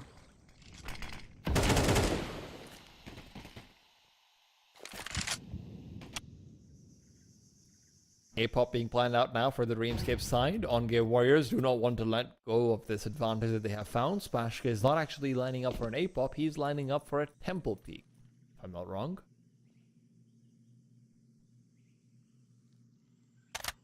He's just trying to boost and catch a player into the big box, but now that those smokes have faded in middle, trying to reassert themselves in this area.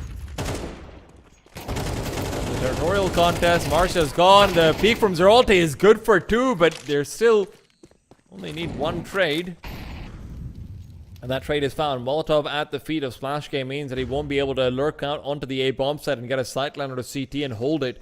Instead, all he can hope to do is, you know, force out this anchor. Flip's going to be taking this trade. Dual J has not been winning a lot of these and peppering down. Splashke is Zine. Continues the fight forward. Impression cannot win with Clip. Switching out, and OnGame Warriors will maintain a lead at least. Just to consider that these guys, Clip and Waste of Ammo, are thrust into this scenario very late on. Both being Indonesian players, yeah, some experience playing with each other, but I do love that we're able to sort of focus in on some areas of Counter-Strike that haven't had the most amount of sort of growth or appearance in larger tournaments. This kind of ability and talent to be on display. It feels like these guys are definitely intuitive gamers, and to come in so deep into the tournament and have a nice performance as well. This feels nice. For sure. No doubt about that. Marcia gone. Jay's the one who takes him down, and Zion is now also making quick work of Derek. Dreamscape. So it's not a round where they fully invested into, but they would have definitely liked to get more than they did. Just the 1 kill found, and even the next round, money's not fantastic. Yeah, I kind of don't like them buying here, but it will go between both philosophies. Half investment, some SMGs, some faster pace will be on display. That is a certainty, a guarantee.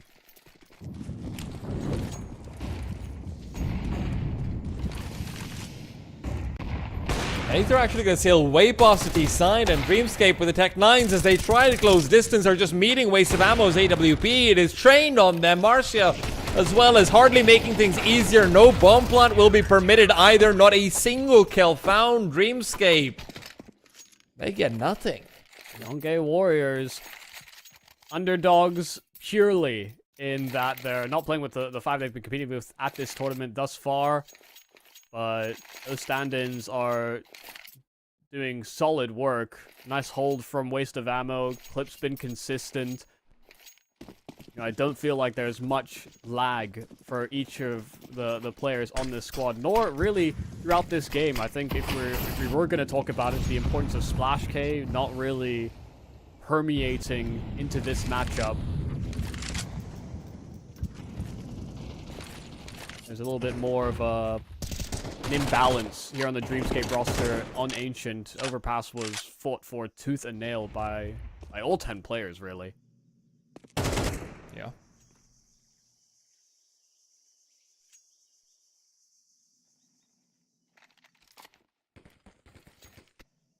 Does feel like a bit of a last hurrah.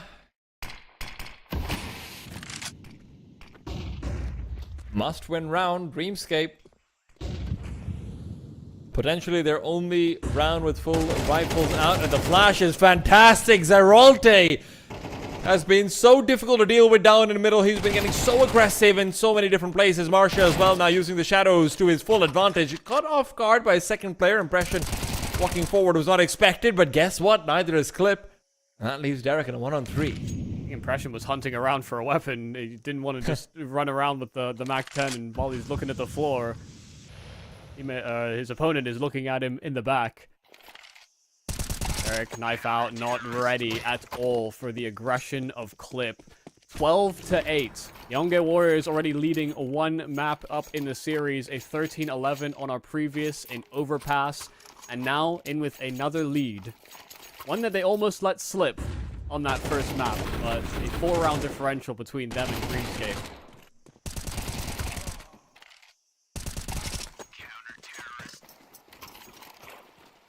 Look at this eye. You shudder to think about it. This is how we're going to see potentially Dreamscape having their lives ended. The money indicates it, but listen, money's been wrong before. At the end of the day, it is the shots to the head that really make a difference. Clip's been a stable hand, and to contest him requires a lot of metal. And a couple of stones as well. Molotov through will be good at isolating out maybe one of these deals, but Splashgate wins it outright immediately. Zine will be able to find one as the smoke blooms, and Jay's trying to fire back, but he is the one who ends up worse for wear in that exchange.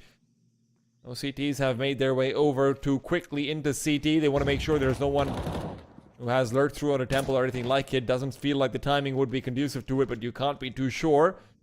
Smoke is finishing off in front of Zine. They know where he is. They want to swing into him. Zine finds one, no more than that. And Marcia has taken advantage of that distraction. Peeks forward. This crossfire is too much to deal with. Jay gets nothing. Dreamscape are eliminated. OnGame Warriors will have a rematch versus Mungyu in that grand final. And it will be a full best of 3 when they have that rematch. But what a performance from the OnGame Warriors. I was ready to count them out, given the way that the game was going to get started into it without the full 5, not the same roster, losing out on one of the most experienced players from the Indonesia region. Instead, you have these new stand-ins that still fight from Indonesia and did an exceptional job filling in the shoes. They took over as a core on this roster, and their presence was felt throughout the series. Clip in particular looked impeccable, really impressed with the performance he put up. I cannot stress it enough. I think his stocks were a little bit down. That there's a reason why, you know, Clip and Waste of Ammo weren't on a team for this tournament so far, right? It's not because they didn't want to play in a 100k tournament. It's because, hey, you know, maybe after that Team Army Geniuses sort of fell apart, they weren't really able to find a home in the same way. And look, I talked about a resume builder for Rossi yesterday on Dark Side. This was a resume builder for these two. Clip looked amazing on the rifle, and Waste of Ammo looked like he definitely knew his way around the server as well. Yeah, fighting against some of the top players within the region as well. You know, these guys are no slouches. Sure, some of them are returning from a little bit of an absence from playing Counter-Strike, but they were still shooting just as hard earlier on into the tournament. Now here, yeah, this was maybe a bad day at the office for the Dreamscape guys, but they got outclassed on so many individual fights, a lot of these clutch and late round situations. It was a hard game to sort of see that fizzle up for that impression in the lot. But I mean, all credence to the ability of players like Zine, and all this, honestly, just the structure that they sort of built basically today for this game. And I'm glad that you brought up Zine, because I think we're going to be having a discussion of him being the MVP for this one. Despite a few fumbles he might have had in the late rounds for Overpass, he was still putting up the numbers. And right now here in Red Room, he was a terror. He was getting into Red Room consistently. Their game plan was literally get Zine into Red, and then we'll figure it out from there. And that game plan was working every single time he got there. He didn't lose a single duel. Yeah, no, but I mean, just I felt like we had better flash plays from the OnGame Warriors. I felt like weirdly they were able to sort of link up between different positions much more intuitively with the stand-ins that they brought in today. So yeah, I mean, I have full credit to them. I think between Zine and Clip, it is kind of a throw up as to who gets the MVP. I think both did stellar work on both maps. Oh, absolutely. Look, as far as the numbers are concerned, I'm sure they're comparable, but I wouldn't want to neglect Zeralte in the conversation as well as Marcia, right? You know, these two players, we might not be talking about them as much because they are part of this team that has been playing together from the beginning, but Zeralte had some great moments on Ancient, and Marcia was still constant. Yeah, I think that's the problem, though, is that the OnGame Warriors, I didn't feel like anybody was lagging behind at all through this series. I think that's what makes their performance here look so compelling, and actually will be a big strength for them when they rematch against the Mungyu Warrior or the Mungyu esports side, because of the fact that they're kind of a similar roster in that fact. Well, let's take a look at what exactly the MVP has turned out to be. You know, we said it's a toss-up between Clip and Zine. I have a feeling it's going to be leaning more onto the Zine side, but no, the admins strike again.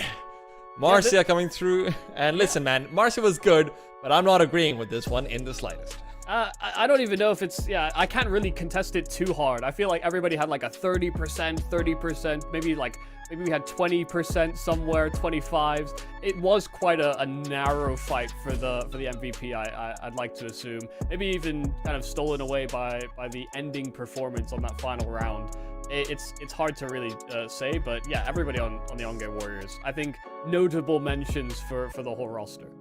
And as far as notable mentions are concerned for Dreamscape, how can I not talk about Derek? And Derek is continuing to take my heart away, and I mean my heart does go out to him because it did feel like he was still in every single one of these mid-round situations where Impression and company on the Dreamscape side are able to bring it back. And he didn't put up the biggest numbers on Ancient, but it did feel like he was so instrumental to a few of those round turnarounds. Yeah, and had a very good performance on Overpass as well. I think Impression maybe at some points on Overpass struggling to get impact himself, but at the start of this game, unfortunately, it was kind of him delivering most of these multi kills for the squad as the in-game leader, and sure, a fragging one at that we've seen so far this tournament, but it did feel as though the caliber or the class that they showed earlier on to the tournament just simply didn't happen today in their two matchups.